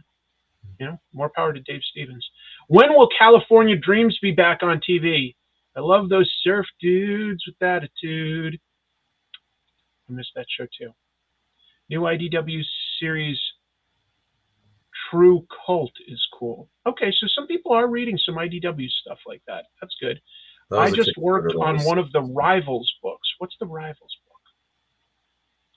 IDW has Godzilla. A lot of people like jumping in to talk about IDW. All right, folks. Go off. Star Trek's flagship book relaunches Wednesday. All right. Hey, just curious where they were at. I did like Last Ronin quite a bit, and I love Ninja Turtles. Yeah. I've fallen a little off on keeping up with their monthly because I forgot which was the last issue I read, and I can't find it I don't have my comics organized. I need to see which issue I left off at so that I can jump back in. Andrew Jefferson says, I just read IDW for Godzilla. Okay. I love Godzilla. Anyway, IDW, what does it stand for? Well, I don't know. I forgot. It was on somebody's envelope. They said ideas, something, and then ideas, dreams, words. There, I just made that up. Uh-oh, EJ Sue knows. Idea Design Works. Okay. Idea Design Works. That's cool. All right. Man, there are a lot of publishers out there though that like have several titles doing well at a time. Like, cause I feel like IDW and Boom Studios, I hear about a lot more than I used to. Right. Idea Design Works. Yeah. The Godzilla Power Rangers crossover is cool. Does IDW also have Power Rangers? I think that comic is popular. Isn't Boom Power Rangers? Yeah, that's Boom. You're right. You're 100% right. Thanks for speaking up. So I guess that's two publishers working together. Oh, here's Andy saying IDW is publishing some of Marvel's kids' books. Yeah, they don't have that anymore. I don't think. I think they lost the Marvel young adult books and the Star Wars Adventures books. I think that they lost both of those titles. So, but they added something else recently. I can't remember what it is off the top of my head. I was about to say like a Disney property, but now I'm thinking of it. It's Dynamite Comics that got that, because Dynamite Comics is doing a Gargoyles comic. I never Oh. read that. I never saw that cartoon as a kid, but I know it's popular. What does Boom stand for? Boom stands for boom. Explosion. There were some Image Comics solicitations announced that I thought sounded pretty cool. There we go. The full solicitations for. I wanted to point out three of them, though. I wanted to point out three. There's so many here. I shouldn't have. You know what? Forget it. I'm gonna remove that. It's just gonna be you and I, our beautiful faces. We're gonna have a boost to the look. As soon as I did that, it went from 136 viewers to 140. They want to see us. They want to see us. They still have My Little Pony. Okay. The bronies are out there in full force. Making up at least $1 million of that 7 million. That is something I just don't know anything about. I will admit to that. Yeah. Gargoyles was a great cartoon. Okay. I know I watched it as a kid, but I don't remember much about it. Did you? I think there's kind of like a sub fandom of that, though, that maybe goes beyond just enjoying what was there. I don't know. Let's see. There's three books that I thought sounded interesting from Image Comics this December out of their solicitations. One is Radiant Pink, a 5-issue limited series. That's by writers Megan Camarena, and I believe she streams a bunch. I believe she's popular online. Melissa Flores, she's been writing a book set in that Radiant Black universe. She's been writing The Dead Lucky, so they will write together. And third-generation artist Emma Kubert. Kubert. That's just amazing to me that the Kuberts have that lineage. Are there any other third-generation artists out there that you can think of at all, Randy? Because I'm stumped. That is something that is a piece of trivia I would love to know, if there's ever been a third-generation comic book artist. Yeah. Unlike something high-profile. Right. Because the Kuberts are all pretty high-profile. Anyway, Radiant Pink. I love the Radiant Black universe and stuff like that, the massive verse. This one will follow Eva, whose streaming career takes off when she starts using her superhero identity of Radiant Pink to make guest appearances. Maybe you should have done that. A quick route to success. Yeah. Where's your superhero? I should have like Omega come in, go like, oh, I got to go to the bathroom, and then like come out in my. Yeah, Andy Kuhn says John Romita Jr., but he's second generation. Yeah. That's two generations. Is there a third? I don't know. Because that's what I'm trying to think of. Because you've got Joe Kubert, you've got Andy and Adam Kubert, and you've got Emma Kubert. Yeah. And but I can't think John Romita Jr. pump out a kid that's a good artist. Exactly. I don't know, pro wrestling and baseball and football and stuff have these sort of legacies, like these families. Right. But there's a fair amount of second generation artists out there, Chad. I'd have to look it up to know exactly how many, but I think that there were a lot of, not necessarily a lot of successful ones. What was that? There's a Zaffino. There's a son that is fairly big, I think. Zaffino. Is that always his name? I don't know. George Zaffino. Zaffino. I don't know. I don't know that one. Okay. I don't know that person. Yeah, I'm just thinking maybe artists and writers are trying to discourage their kids from following, like John Romita. He didn't want his son following that. So maybe that's kind of the thing, that you're going to steer them away from a field like that. And I read in an interview that that was because historically not a lot of children of established comic book artists necessarily made it. You still had to have the talent. Mm-hmm. Oh, I see. I'm behind on reading the chat. That's what you were referring to. Gerardo Zaffino. And this person says the Brugels. I don't know them. No. This is interesting. I got to tell you how accurate Radiant Pink's streaming is depicted. I will when that comes out, because Radiant Pink is a streamer, basically, where her alter ego, her Eva is a streamer, and then she uses her superhero identity to boost the views, but it also makes her a target. Listen to this, Randy. you've read some Mark Millar stuff in the past, right? Years ago. Yeah, okay, but you know who he is. Like Ultimate X-Men kind of. I don't think I kept up with his work. It's totally fair. He's coming out with a book, though, called Nightclub. Vampire book, okay? And the premise is something like a 17-year-old gets bit by a vampire and is like, hey, maybe I'll just be a superhero because, like, that's like the sort of powers, you know? But listen to this. He's releasing it for $1.99 an issue. Not just the first issue. Like, that is the plan for going forward. They're going to release it for $1.99 and see if, like, an inexpensive comic equates to more readers. Right. They're going to test it. That's kind of Years cool. ago, Marvel was doing those super cheap comics like Fantastic Four for 4 cents or something. There was like 25-cent comics for a little while. They just did a few at odds and ends. And I remember exactly, but it wasn't consistent. It wasn't an ongoing. No, of course. But people were saying that people aren't going to buy that for 25 cents any more than they would for $3. If they want the book, they'll get the book. So I don't know if the price savings is really going to be a huge factor. I think maybe just that's a good argument. That is a good argument. You know, that you're going to pay what you're going to pay if it's worth it to you. That is a good argument. But there's got to be a price point at which somebody says, no, that's too much for me. Right. You know, and I think, yeah, like Saga kept it at $2.99. Exactly. And I think that's really impressive and it's helped them. But to be honest, it's Mark Millar, so it's a chance for him to get his face in front of a camera in the reports and stuff, saying, "Hey, $2.99 or $1.99." $1.99. Who cares? But the fact that I got a dozen or several hundred articles written about it, well, now my name is in the paper again because I'm Mark Millar. You're not wrong. He's like, you know, doing it to a degree marketing purposes. But if it works all right.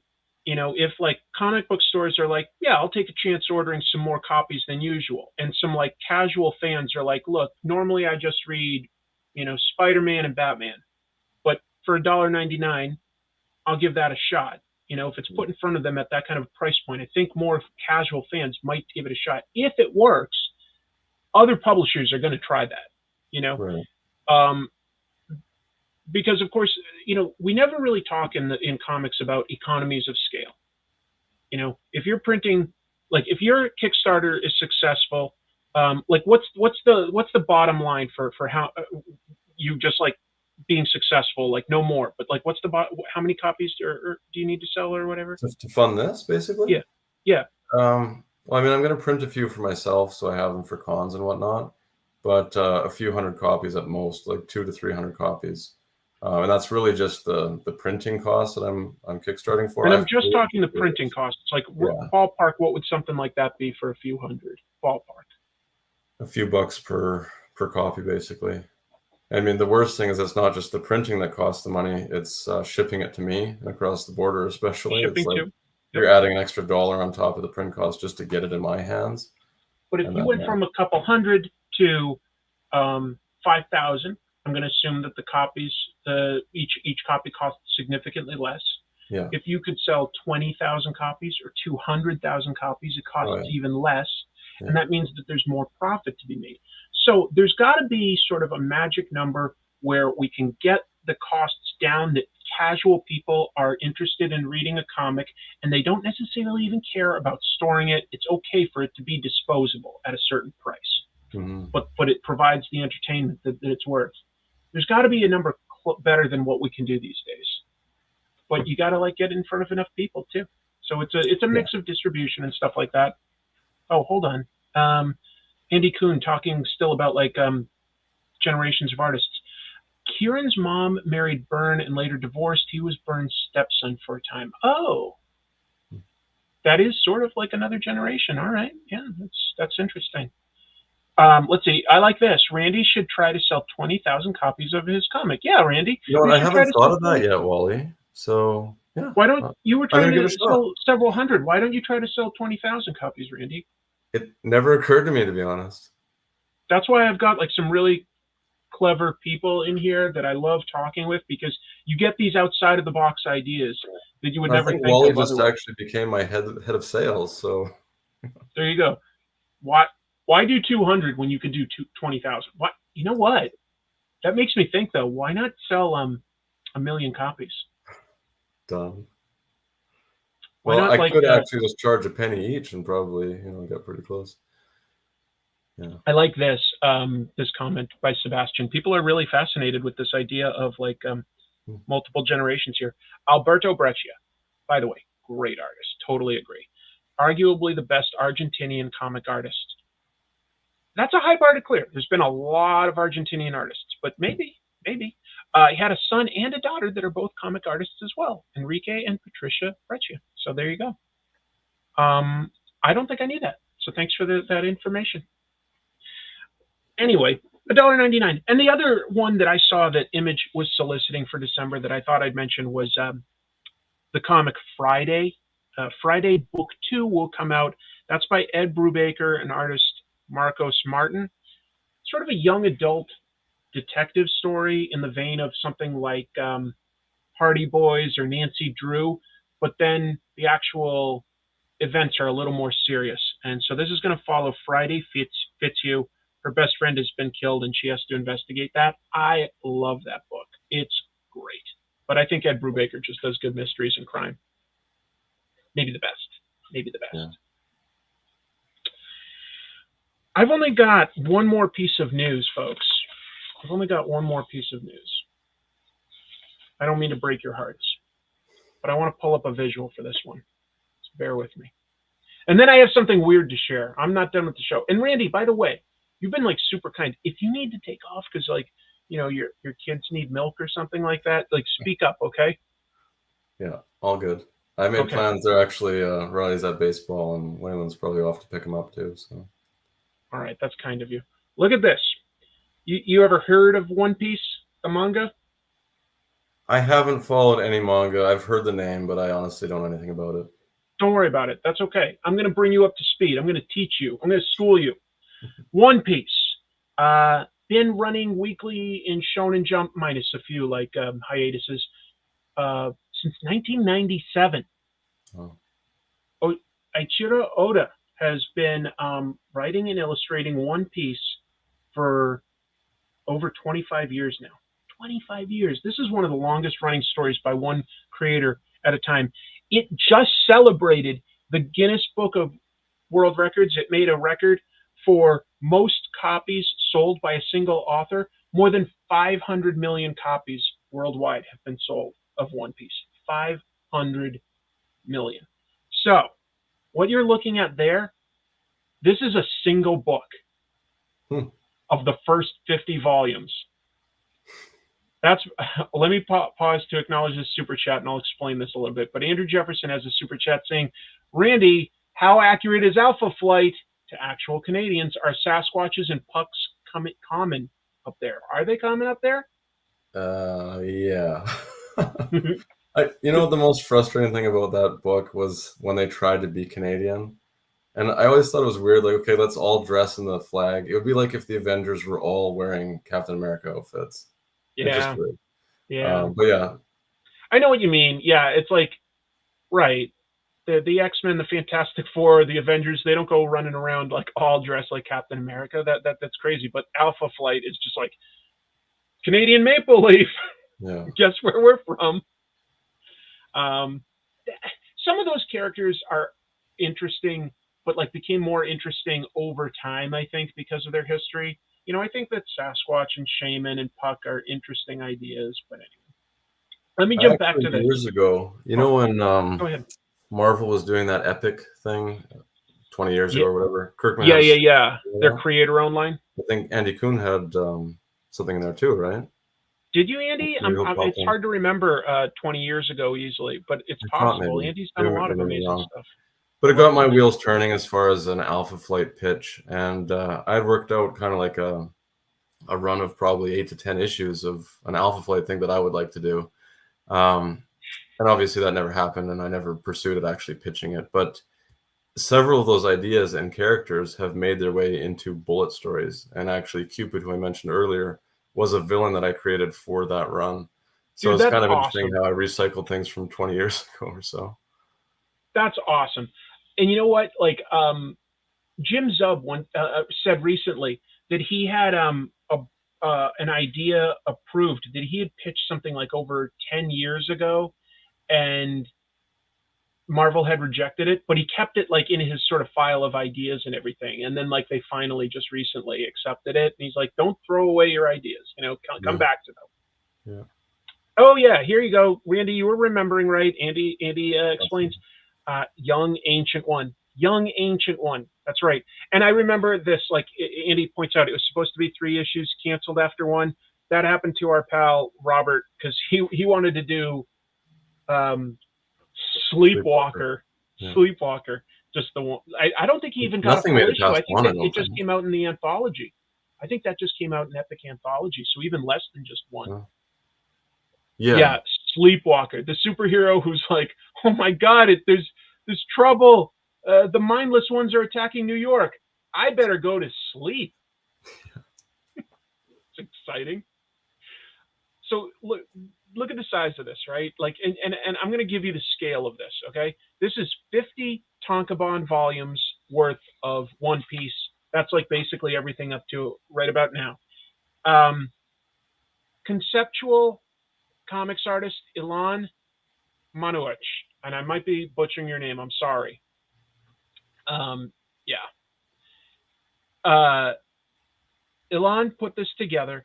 It's over 21,000 pages. It's over 37 pounds. And this is really just meant to be displayed. Like it is all bound in one binding. Like this is in a box, but you pull it out and it's in like one binding so that you can like, this is it. It's all one book. How do you read? You the can't center one, you couldn't even spread it out? No, you literally couldn't. You literally couldn't. It's a conceptual piece just to sort of show the scale of this comic. Okay. But I have to admit, I do find that idea funny. Now, do I find it funny enough to buy a copy? Well, that's tougher. It's a limited run of 50 copies that Ilan has made through JBE Books. And want to guess how much it costs? 50 copies. I don't know. I mean, if there's only 50, then there's probably several $1,000s to get a copy. I don't know. You're pretty much right.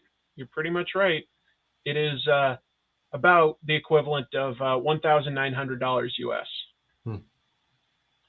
But why in one book, though? You know what, Javi? It's a conceptual piece. It's not meant to be read. It's meant to be. It finally hit me. One piece, exactly.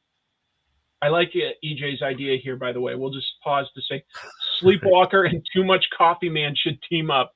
Pretty sure one cancels out the other. Pretty sure about that one. That's actually pretty reasonable. I mean, it is a lot of comic, What do we say? Like, 50 Tonkabon at the best, each one's going to cost at least $10. So, like, that's at least $500, bare minimum, just to buy it. And it probably is going to cost a lot more than that. But yeah. 350 days to read at 5 minutes per page. That's how long it would take to get through it. Says, look at that. 10 did the math. If you took 5 minutes per page, it would take you 350 days to read all that. It's an intimidating book series to get into. I did an episode once, and I got like about 20 volumes in, and I was like, "This is a lot." Or yeah, it's so much. It's so much. But I got a kick out of that. I thought that I would show that, and yeah. Oh, but I had one more thing to show that isn't news, folks, that I got a kick out of. So, in the late 90s, Russia and some of its territories, like that were like, former Soviet Union countries, we weren't getting along so well. So they started using a lot of Western intellectual property because they said, guess what? We don't acknowledge, like, you suing us or anything. We're going to let our people do whatever they want with your characters, So I found a really weird one that came out like around 95 or 96 that I want to show here. Let's see how well that looks. This was made in Belarus, which has got a pretty terrible leader these days. But anyway, they made Ninja Turtles picture books. They made a lot of them. And they used other properties too. So like these are all, they're not quite comics. They would have like one page of text and one page of illustrations. And I got to show you how bonkers this shit is because they used other properties too. So this one is called The Ninja Turtles versus the Long Old Man. That's what it translates to, the Long Old Man. And who is the Long Old Man? The villain from the cult, I guess you could say, cult hit horror movie called Phantasm. So the Ninja Turtles go up against this monster. Look at Michelangelo here. He does not look happy because this old man is about to steal some ice cream. That's not right. We shouldn't allow that. What the? Leonardo sees that, like, you know, the tiny minions are carrying him away in a car. And then they have no problem with violence. There's like these sort of floating orbs that drill your brains out. Leonardo ducked, but this poor guy sure didn't. These are out there. You can find these on eBay. They're not cheap, but these are out there. You've got like April O'Neil like investigating the long old man's mystery orbs. That looks pretty much on model, right? That looks good. So would the other side be the text when you open the spread? Exactly. The other side is text, but it's all in Russian, so I can't read it. I'm just trying to make sense of this. Where was my favorite one? This is my favorite image. Look at Donatello's really casual about this disembodied hand pinned to the wall. And like, I mean, this is Raphael just being like, hey, come on, dude, time for pizza. I'm staring at the hand. I thought people would like this. Yeah, TMNT versus Angus Scrim is exactly right. Carrie says, this is everything. I'm broke, but I'm ready to overdraft. Yeah. Look at this. He's so proud of a chopped hand. Long old man sounds pretty dirty. You're not wrong. This is just one issue here, folks. You can see like the website here, turtles-pics.narod.ru, and it's in Russia, /pics/books/books.html. I also wanted to show the one where they meet Batman. Yeah, I saw Batman's in a lot of these. Where, and he looks a little weird. He looks like, yeah, I don't know if they quite got that right. I don't know. Purple gloves. It's like the original. Yeah, they were going back to the source material. The emblem looks a lot like it did in the first movie, 1989. But these look like wings, like Captain America had. Yellow cape. No utility belt, really, just a belt. Just a belt. Oops, I left that comment up there. Coscarelli would be touched, and I'm not being sarcastic. Please send him these ASAP. It's been out since the 90s, so there's a chance he knows. Let's see. Oh, look at this. Aaron Lee says, I work with Don Coscarelli, director of Phantasm, on a lot of projects. I'm sending this to him. Please do. Please let him know that, like, when I came across this, I was laughing. This stuff's hilarious, folks. They obviously use different artists for each issue, but yeah, like there were about 40 of these books that were made. This one's another Batman book, but mostly Batman, but the Ninja Turtles show up. This is Batman versus the Wizard, it says. And there we go. That's Batman, all right? You know, Batman's always hanging out by a lighthouse. He looks like he didn't pull his mask all the way down to his nose.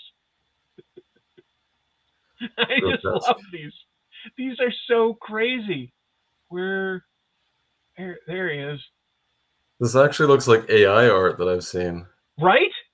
Doesn't this look like we just had a modern day AI try to do this? But no, this is different artists from Belarus making Ninja Turtles, not quite comics, but picture books. Yeah. So I don't even know. I didn't look at all of these, so you could just grab a random one. And again, I couldn't tell you the full story for any of these. This might be Dick Tracy for all I know. I don't know. That's just a guess.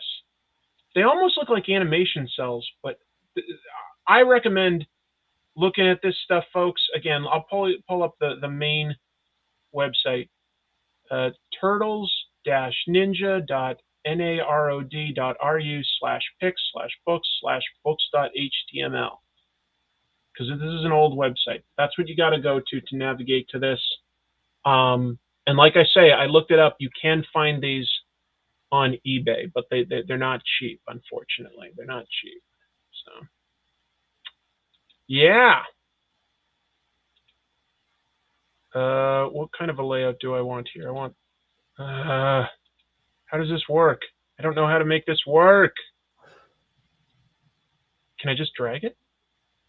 Hey! Randy, you got anything else to tell us about your project? I hope you guys check it out. I'm incredibly passionate about the story. My collaborators, Jordan Alseca, who co-wrote it with me, and does the bulk of the work. Honestly, we throw some ideas around a little bit, and then he writes an incredible script. Laura Kane drew this first issue, and of course we got Nico Carrizo and Fran Citarelli coming on for future issues. So I'm really hoping that this one is a big success, so we can continue putting them out.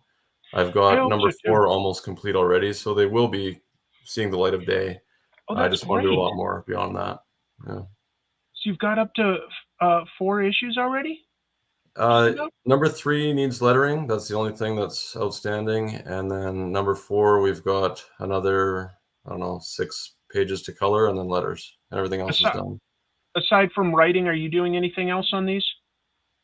Well, as far as being the one-man marketing, like lettering or inking or anything like that? No.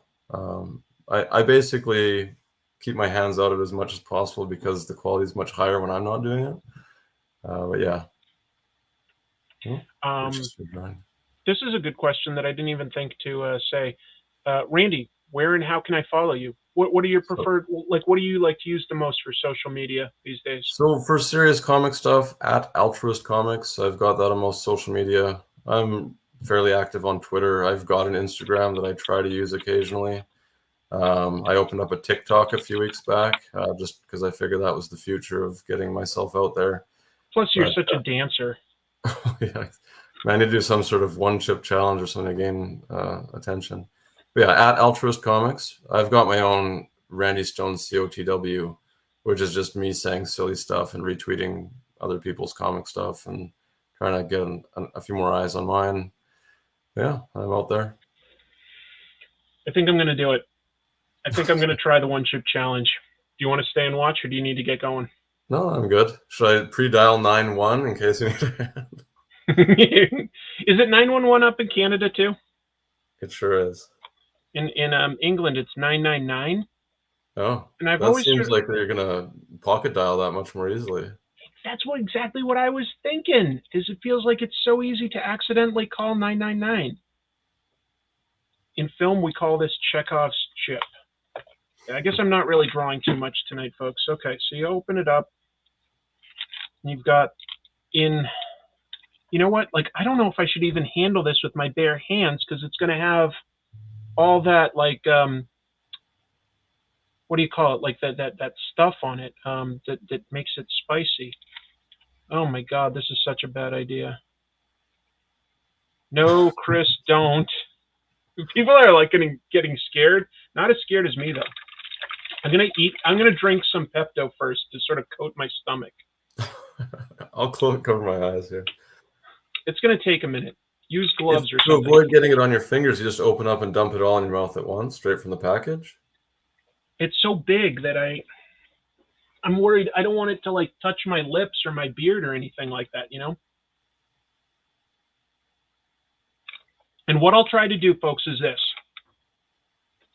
I'm going to chew it up and I'm going to keep it in my mouth. And then I'm going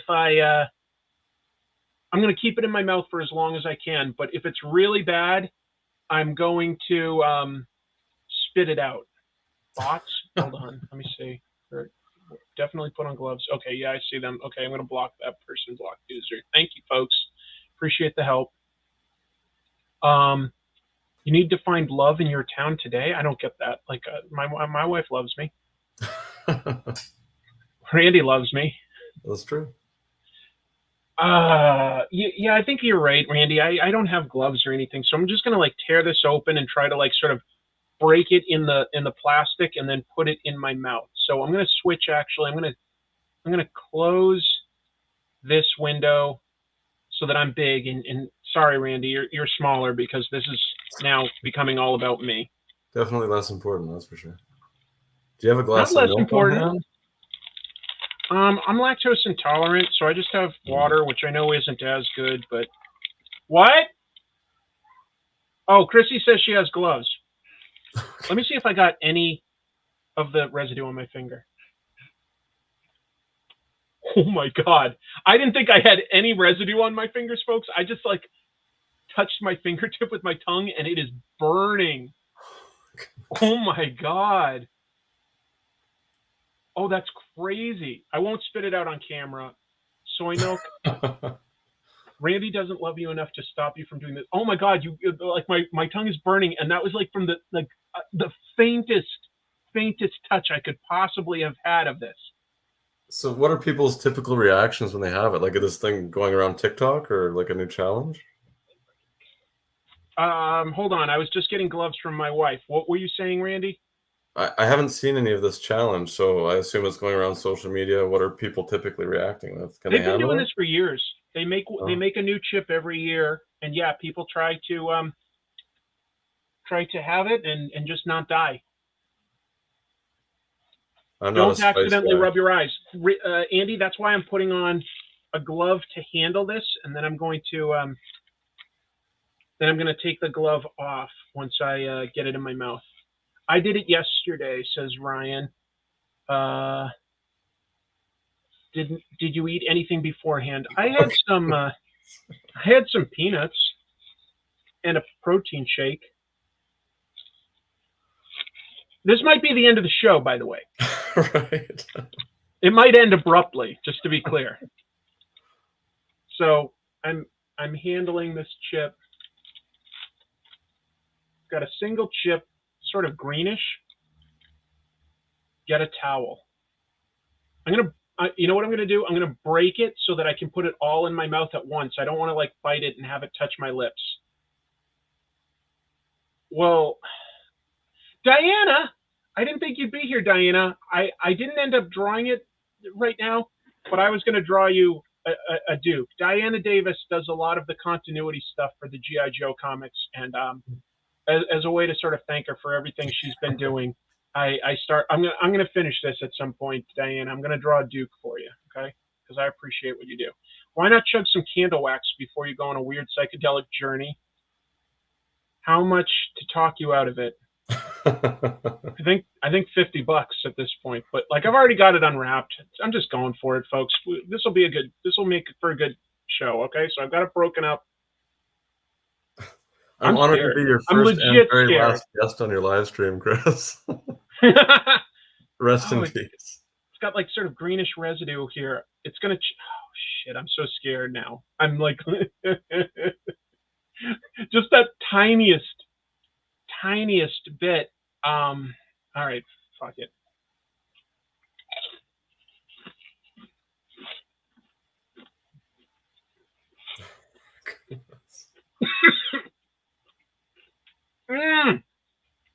Oh my God, it's hot.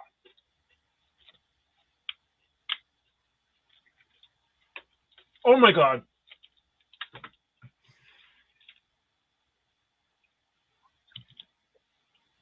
I'm swallowing it.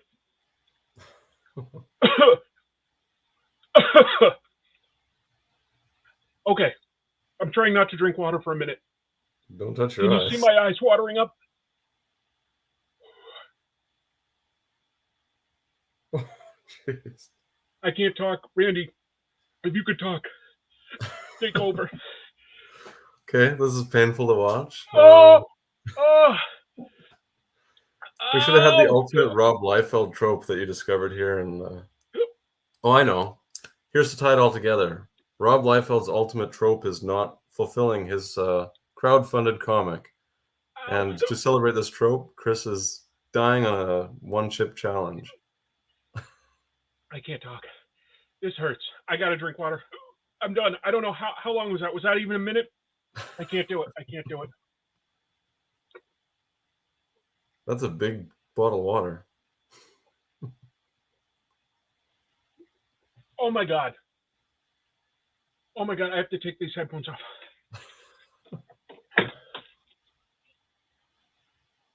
So I hope you're all proud of yourselves, people who voted for him to eat that. This hurts so bad.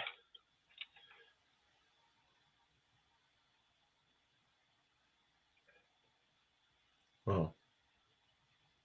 I can't do this for long, folks. I'm going to have to turn the show off soon. I got to get... Chrissy, can you bring me a protein shake? Oh! See, I don't handle spice well at all. That would be me with just a tiny little bit of hot sauce. Keep your hands away from your eyes. Oh my God. Oh! It's so bad. It's so much worse than I thought.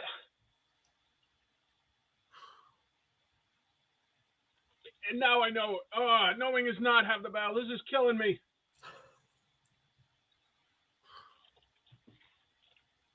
Okay, I did it. No, that's the end, though. Ow! Good night, everyone. It hurts so bad.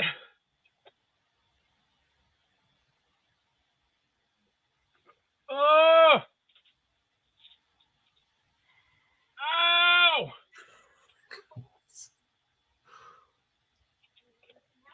I can't think to talk. Thank you. Okay, suck on some ice cubes. Yeah.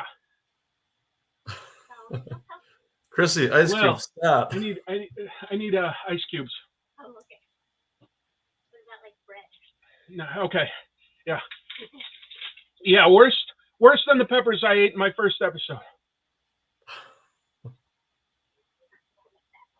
Okay. Oh my God, I can't describe how painful this is. Okay. You saw a second of Chrissy. I'll try to get my headphones back on for you, Randy. Okay. Oh! Yeah, that was just unbelievable. Right. I guess I'll end it soon because this hurts so bad. My mouth is on fire. I feel it in my throat. I can't stop crying. My face is red. Oh, I'm going to turn off this light. You're Oh, I'm overheating. sweating.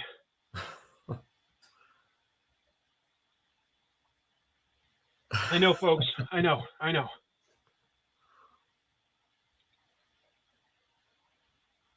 Randy, go ahead and plug your thing. Yeah, I mean, there's not much more to talk about. Bullet Adventures live on Kickstarter right now through October 15th. It's a throwback to stuff that I grew up on as a kid. Fun, kid-friendly, but enjoyable to adults. It's just awesome. There's the first 7 pages are posted on the Kickstarter page too. So you'll probably fall in love with it once you read that. I know if I can get in front of eyes, they'll enjoy it. I wish you so much luck, buddy. And I wish you luck for the rest of the night, Chris. I gotta go. Right. I'm ending it. Keep reading comics. I love you all. Talk to you later, Randy. Bye. Bye.